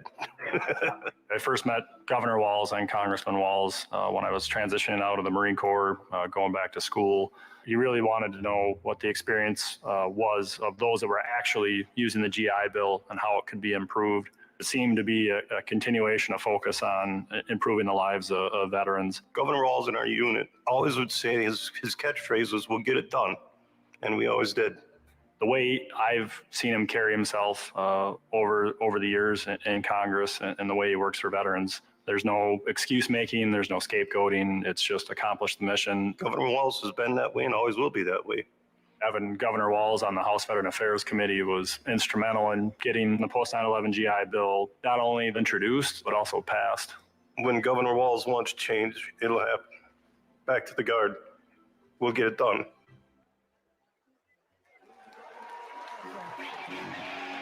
Please welcome EGOT-winning, multi-platinum artist and activist, John Legend, and Queen of Percussion, Sheila E.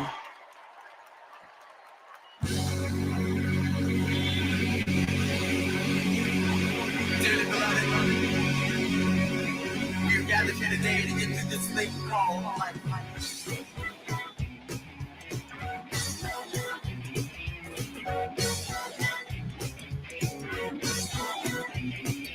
If you don't like the world you're living in, take a look around. At least you got friends. You see a former old lady or a friendly word. She picked up the phone, dropped it on the floor. That's all I heard. Are we gonna let the elevator break us down? Let's go crazy. Let's go nuts. Let's go for the purple banana until they put us in the truck. Let's go!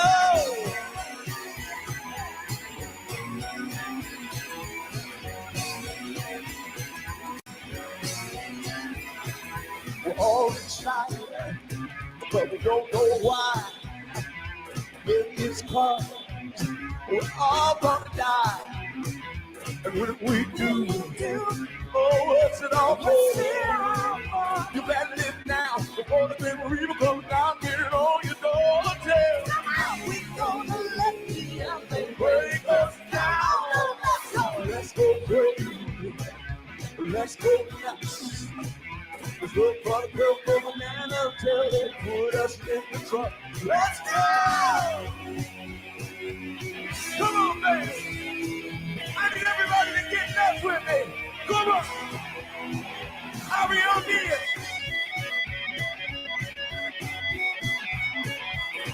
Come on.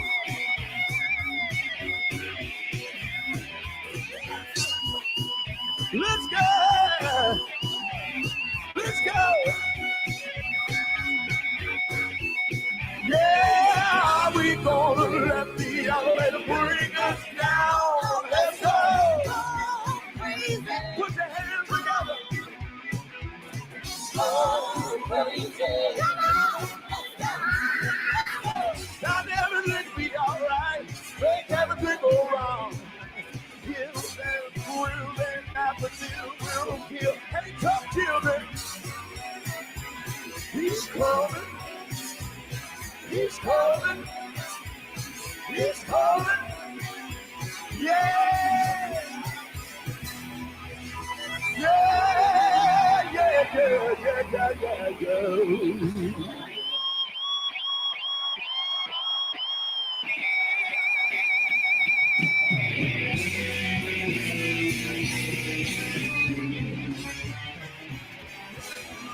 Let's go!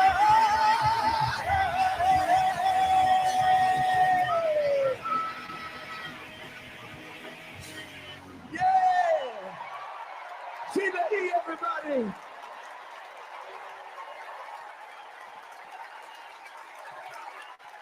Jour legend!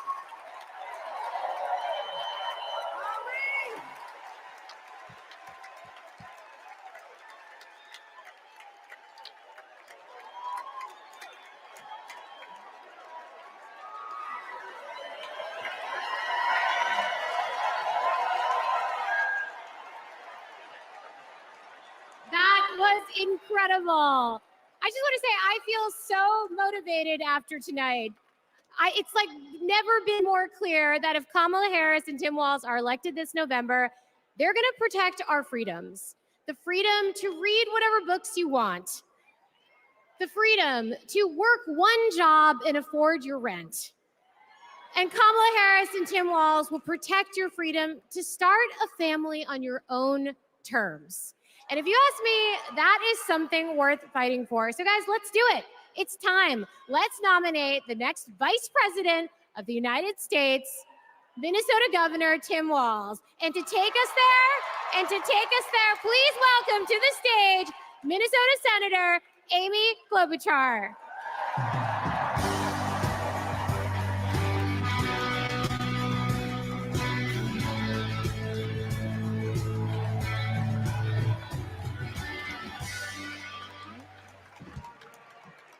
Okay, that was a warm-up act. On behalf of the great state of Minnesota, where purple reigns, I stand before you in support of our next Vice President, Tim Walz. In Minnesota, we trust a coach who turned a team that was 0-27 into state champions. In Minnesota, we trust a hunter who has stood in a deer stand in 10-degree weather. In Minnesota, we trust a candidate who has made a viral video on how to change a burnt-out headlight. And I know we aren't alone, but in Minnesota, we love a dad in plaid.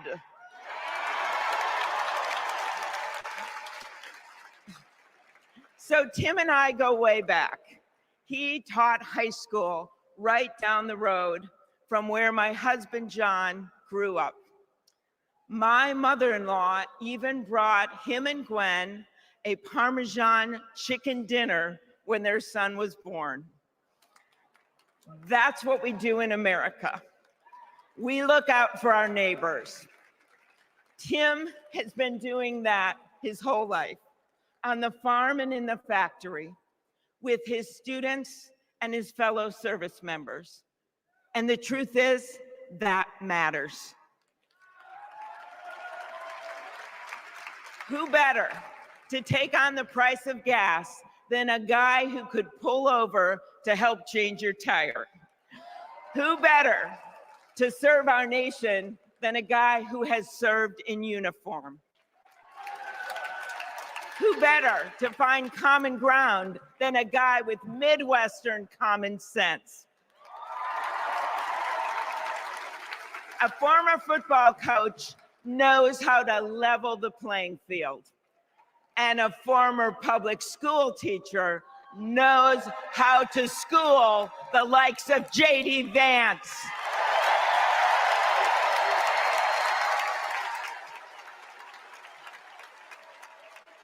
What you've done with your life matters, and what you do with power matters too.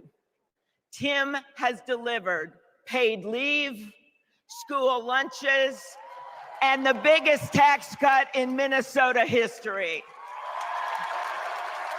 A Democrat from a red district in a purple state, Tim has brought Minnesota together. And together with Vice President Kamala Harris, I know he will do the same for our nation. America, there is so much that we share, so much that connects us. Way up north in Minnesota, out of Lake Itasca, flows the Mississippi River. It starts small and it grows wider. It flows down to Wisconsin and to Iowa. It goes down to Illinois and to Missouri. It goes to Kentucky and Tennessee. It goes to Arkansas, and it goes way down to Mississippi. And then it goes all the way down to New Orleans, Louisiana, where the spirit of our nation's resilience abounds. So let us commit here and now to cross the river of our divides to get to a higher ground. And let us join together to elect Kamala Harris and Tim Walz.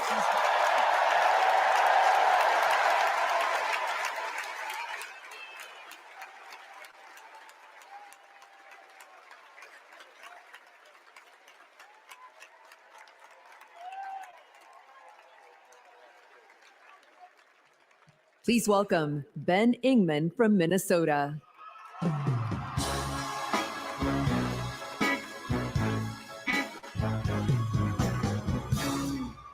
Tim Walz is the kind of guy you can count on to push you out of a snowbank.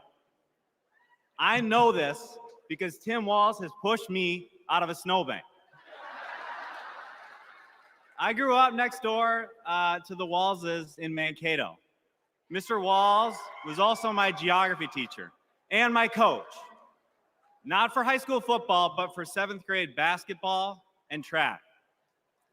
So what was a high school football coach doing, coaching 7th grade basketball and track? Well, there was a kid in the high school who couldn't afford to pay for lunch, and he ran up a lot of debt. And Tim and Gwen decided they'd help pay it off. They started calling around the district to see if there were any positions they could fill to make a little extra money, and that's how he wound up coaching us 7th graders. That's right. Coach Walz got us excited about what we might achieve together. He believed in us, and he helped us believe in each other. And his leadership stuck. That track team went on to win a state title, just like the football team. That's right. Speaking of which, come on out, Scarlets. Yeah.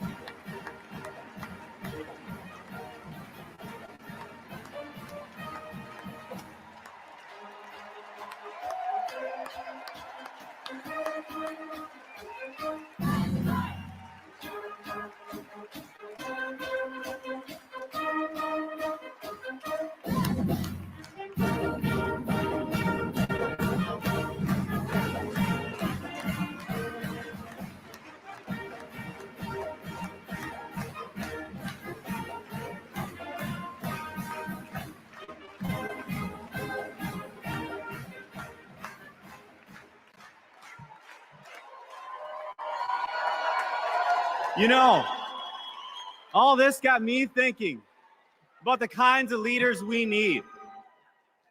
We want the people in charge to be genuine, compassionate, and trustworthy. The thing is, there are people in our neighborhoods who fit this description. The kind of people who display quiet leadership by helping kids pay for their lunches, by bringing teams together to believe in each other. And when we're stuck in the snow, they push us out. Well, in my neighborhood, we always wish that people like that would run for office. Well, in my neighborhood, someone like that did run for office. And he's going to be a wonderful vice president. Thanks very much.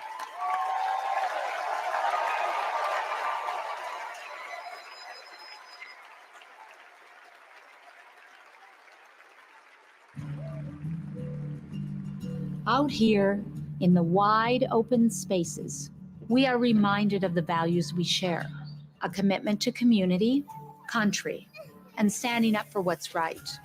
Tim Walz grew up in a small town in Nebraska where he spent summers working the family farm. There were just 24 students in his graduating class. His dad served during the Korean War, and that meant a lot to Tim. So he enlisted right after his 17th birthday and served 24 years in the National Guard, rising to Command Sergeant Major. Tim went to college on the GI Bill and became a social studies teacher. That's where Tim and I met. We shared a classroom with a divider right down the middle. His classroom was a lot louder than mine, but I could hear how engaged his students were. Tim taught for over 15 years, and he coached football, helping lead the team to a state championship after 0 wins just a few years before. Tim taught them how to believe in themselves and that we're all in this together. When one of our students started the school's Gay Straight Alliance, Tim agreed to serve as faculty advisor because he knew how impactful it would be to have a football coach involved. He inspired his students, and he changed lives. He is just so joyful in everything that he does, but I think also standing up for what he believes to be right, stands up to bullies. Then Tim's students inspired him to run for Congress in southern Minnesota. Tim spent a lot of time working with Republicans, fighting to help farmers and expanding veterans benefits. Whether it was in Congress or as governor, his focus has always been helping working people like those he grew up with. That's why he fought for the largest tax cut in Minnesota state history. Tim Walz was there for small businesses like ours. With the urging of Governor Walz, we were able to pass the Alex Smith Insulin Affordability Act, and it has saved lives in Minnesota. With Tim as governor, Minnesota is one of the best places to raise a family and one of the best states for business. Tim's a lifelong hunter and gun owner.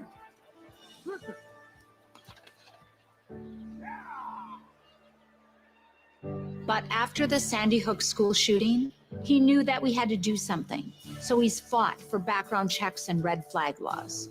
But of all the things he's done, Tim loves being a dad. We struggled to have kids, and fertility treatments made it possible. There's a reason our daughter is named Hope. Hope and Gus mean the world to us. Governor Walz making good on a promise to his son and family yesterday by getting them a puppy. Then we're going to go get some food, corn dog. I'm vegetarian. Turkey then. And Turkey's meat. Not in Minnesota, turkey special. He's as at home on a farm, a fishing boat, a football field, or a factory floor as he is on the floor of Congress. Tim's commitment to service all comes back to the values we grew up with. Love your country, help your neighbor, and fight for what's right. Because that's what America is all about. 2 middle-class kids. One, a daughter of Oakland, California. The other, a son of the Nebraska Plains, only in America. Is it possible for them together to make it all the way to the White House?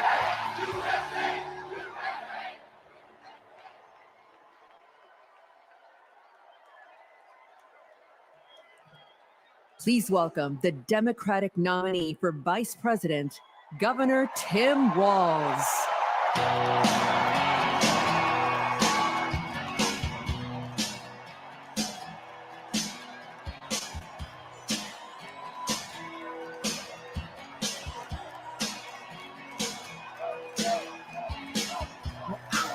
In a small town, in a small town.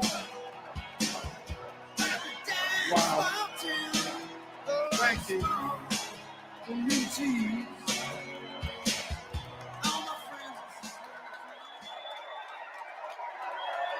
Thank you.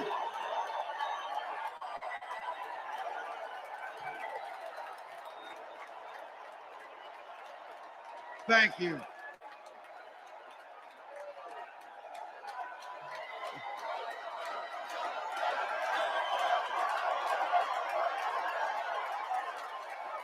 Wow. Well, thank you. Thank you, first of all, to Vice President Harris.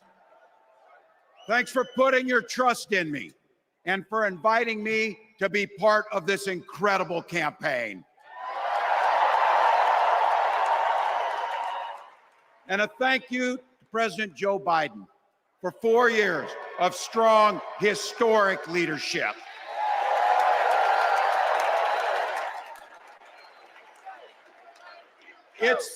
It's the honor of my life to accept your nomination for Vice President of the United States.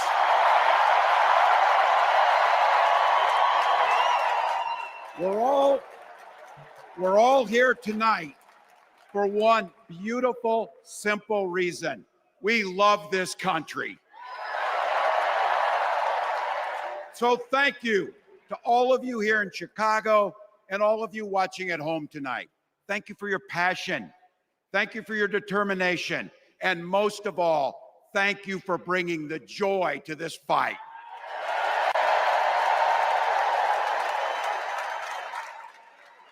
Now, I grew up in Butte, Nebraska, a town of 400 people. I had 24 kids in my high school class, and none of them went to Yale. But I'll tell you what, growing up in a small town like that, you learn how to take care of each other.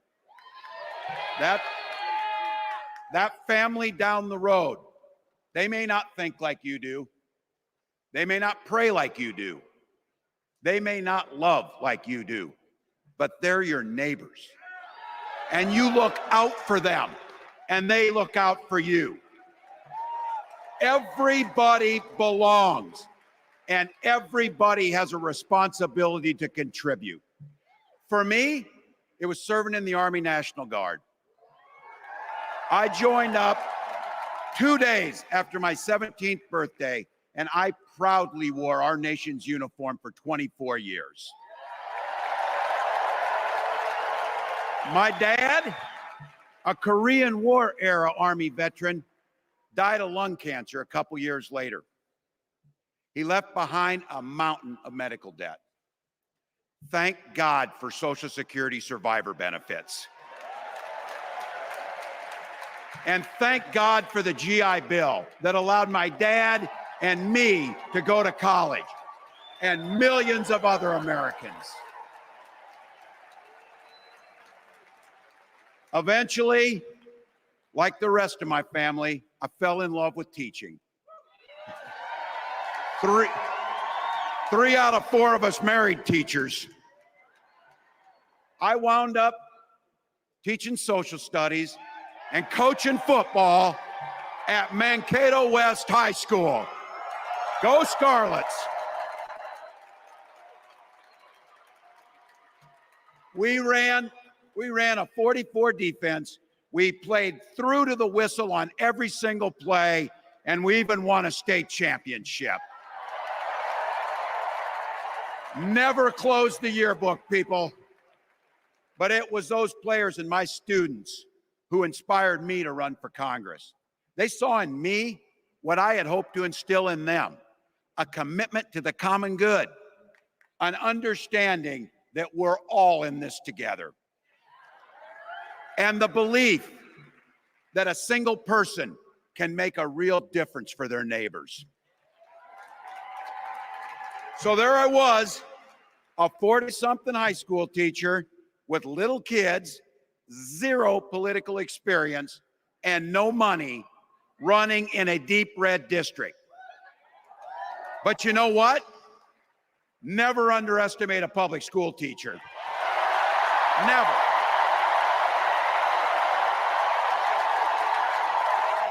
I represented my neighbors in Congress for 12 years, and I learned an awful lot. I learned how to work across the aisle on issues like growing the rural economies and taking care of veterans. And I learned how to compromise without compromising my values. Then I came back to serve as governor, and we got right to work making a difference in our neighbors' lives. We cut taxes for the middle class. We passed paid family and medical leave. We invested in fighting crime and affordable housing. We cut the cost of prescription drugs and helped people escape the kind of medical debt that nearly sank my family. And we made sure that every kid in our state gets breakfast and lunch every day. So while other states were banning books from their schools, we were banishing hunger from ours.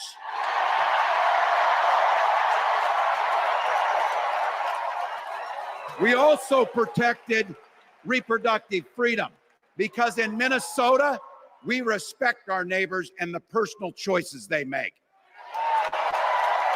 And even if we wouldn't make those same choices for ourselves, we've got a golden rule: mind your own damn business.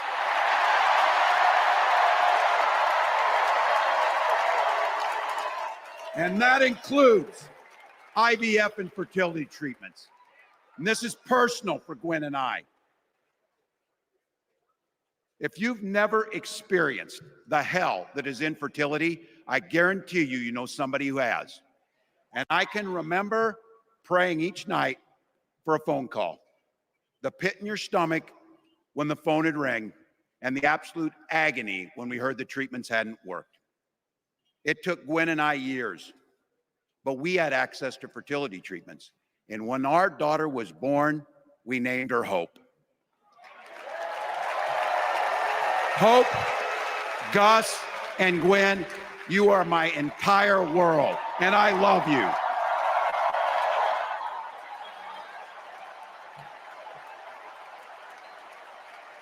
I'm letting you in on how we started a family because this is a big part about what this election is about. Freedom. When Republicans use the word freedom, they mean that the government should be free to invade your doctor's office. Corporations, free to pollute your air and water. And banks, free to take advantage of customers. But when we Democrats talk about freedom, we mean the freedom to make a better life for yourself and the people that you love. Freedom to make your own healthcare decisions. And yeah, your kids' freedom to go to school without worrying about being shot dead in the hall. Look, I know guns. I'm a veteran. I'm a hunter. And I was a better shot than most Republicans in Congress, and I got the trophies to prove it. But I'm also a dad. I believe in the Second Amendment, but I also believe our first responsibility is to keep our kids safe.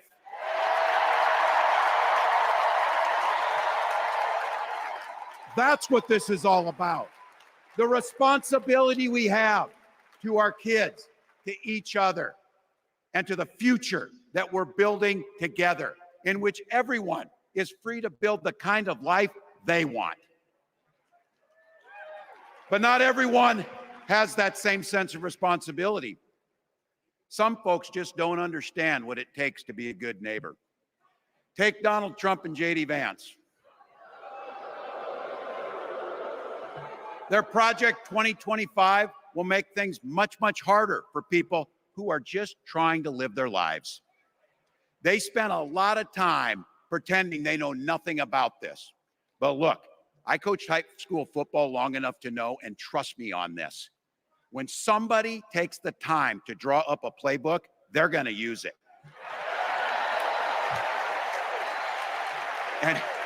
And we know if these guys get back in the White House, they'll start jacking up the costs on the middle class.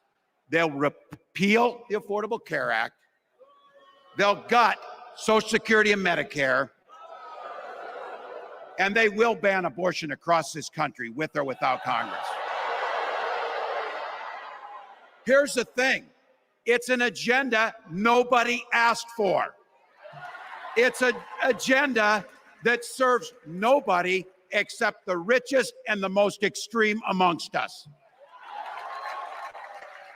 And it's an agenda that does nothing for our neighbors in need.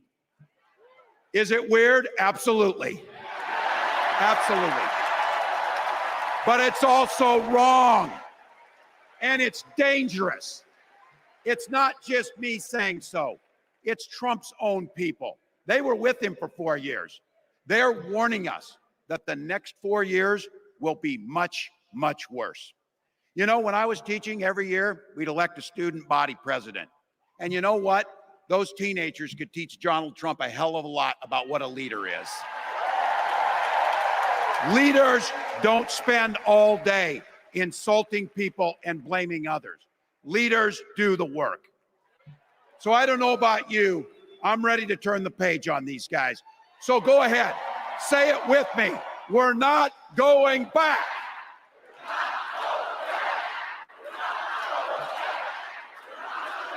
We've got something better to offer the American people. It starts with our candidate, Kamala Harris. From her first day as a prosecutor, as a district attorney, as an attorney general, as a United States senator, and then our vice president, she's fought on the side of the American people. She's taken on the predators and fraudsters. She's taken down the transnational gangs, and she stood up to powerful corporate interests. She has never hesitated to reach across that aisle if it meant improving your lives. And she's always done it with energy, with passion, and with joy. Folks, we've got a chance to make Kamala Harris the next president of the United States.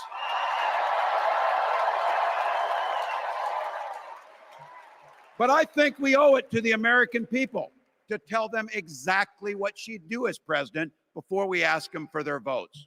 So here, this is the part, clip and save it and send it to your undecided relatives so they know. If you're a middle-class family or a family trying to get into the middle class, Kamala Harris is going to cut your taxes. If you're getting squeezed by prescription drug prices, Kamala Harris is going to take on Big Pharma. If you're hoping to buy a home, Kamala Harris is going to help make it more affordable. And no matter who you are, Kamala Harris is going to stand up and fight for your freedom to live the life that you want to lead. Because that's what we want for ourselves, and it's what we want for our neighbors. You know, you might not know it, but I haven't given a lot of big speeches like this. But I have given a lot of pep talks. So let me finish with this, team. It's the fourth quarter. We're down a field goal, but we're on offense and we've got the ball. We're driving down the field. And boy, do we have the right team. Kamala Harris is tough. Kamala Harris is experienced, and Kamala Harris is ready. Our job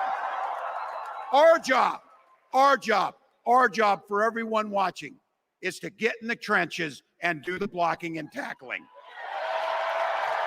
1 inch at a time, 1 yard at a time, 1 phone call at a time, 1 door knock at a time, 1 $5 donation at a time. Look, we got 76 days. That's nothing. There'll be time to sleep when you're dead. We're going to leave it on the field. That's how we'll keep moving forward. That's how we'll turn the page on Donald Trump. That's how we'll build a country where workers come first. Healthcare and housing are human rights. And the government stays the hell out of your bedroom.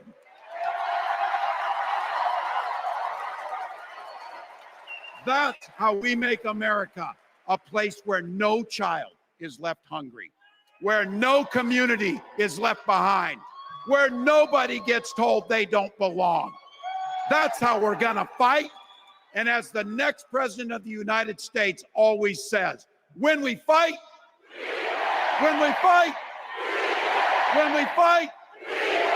thank you. God bless.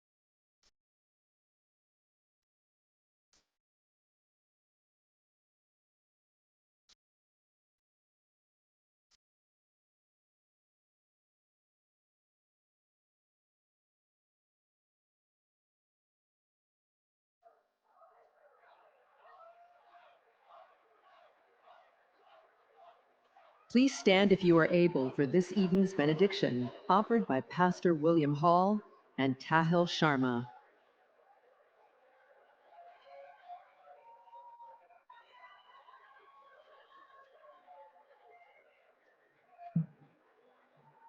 Growing up on the block with Mamie Till, serving alongside CTU President Stacey Davis Gates, walking past the childhood home of Senator Carol Moseley Barnes, I know that women from the 6th Ward on the south side of Chicago have changed the world. On the eve of the first Black woman receiving nomination for the President of the United States, God, we are ready to fight for freedoms. Division is the tool of the insecure. Hatred is the misunderstanding of love. Help us to come together and paint a brighter future, the one that Shirley Chisholm dreamed of, Maya Angelou spoke of. And let there be peace tonight. Peace in Palestine, peace for Palestinians, peace for Israelis. When we come together, we win. When we serve together, we change lives. Tonight, by faith, we rise together. Tonight, by faith, we work together. Tonight, by faith, we get information together. We will not wait till November, but by faith, we will shout in victory tonight.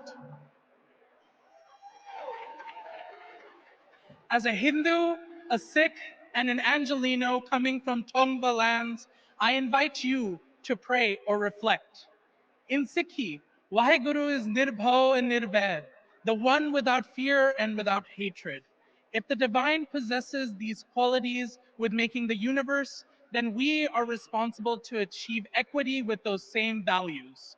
As a Hindu, I'm reminded that divisiveness is a choice because our dharma, our duty, is towards all of humanity and nature.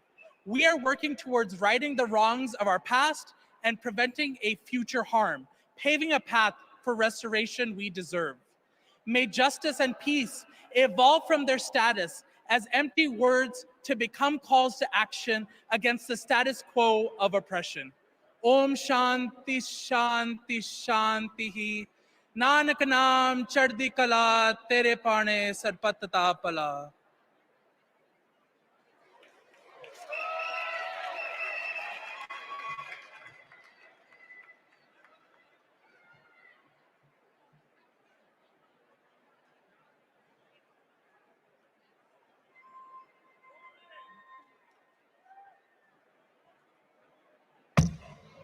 All right.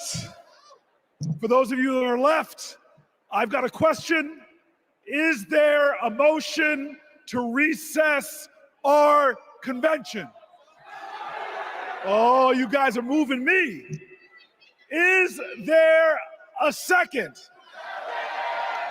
Okay, before I ask for the final vote, I don't have my phone. I can't do a selfie. Some people are asking me for a selfie.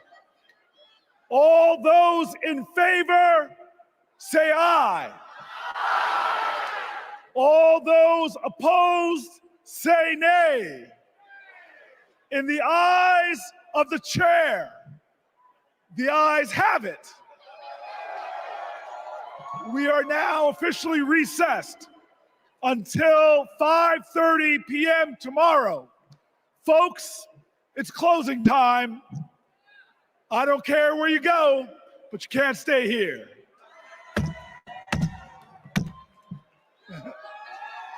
I love you.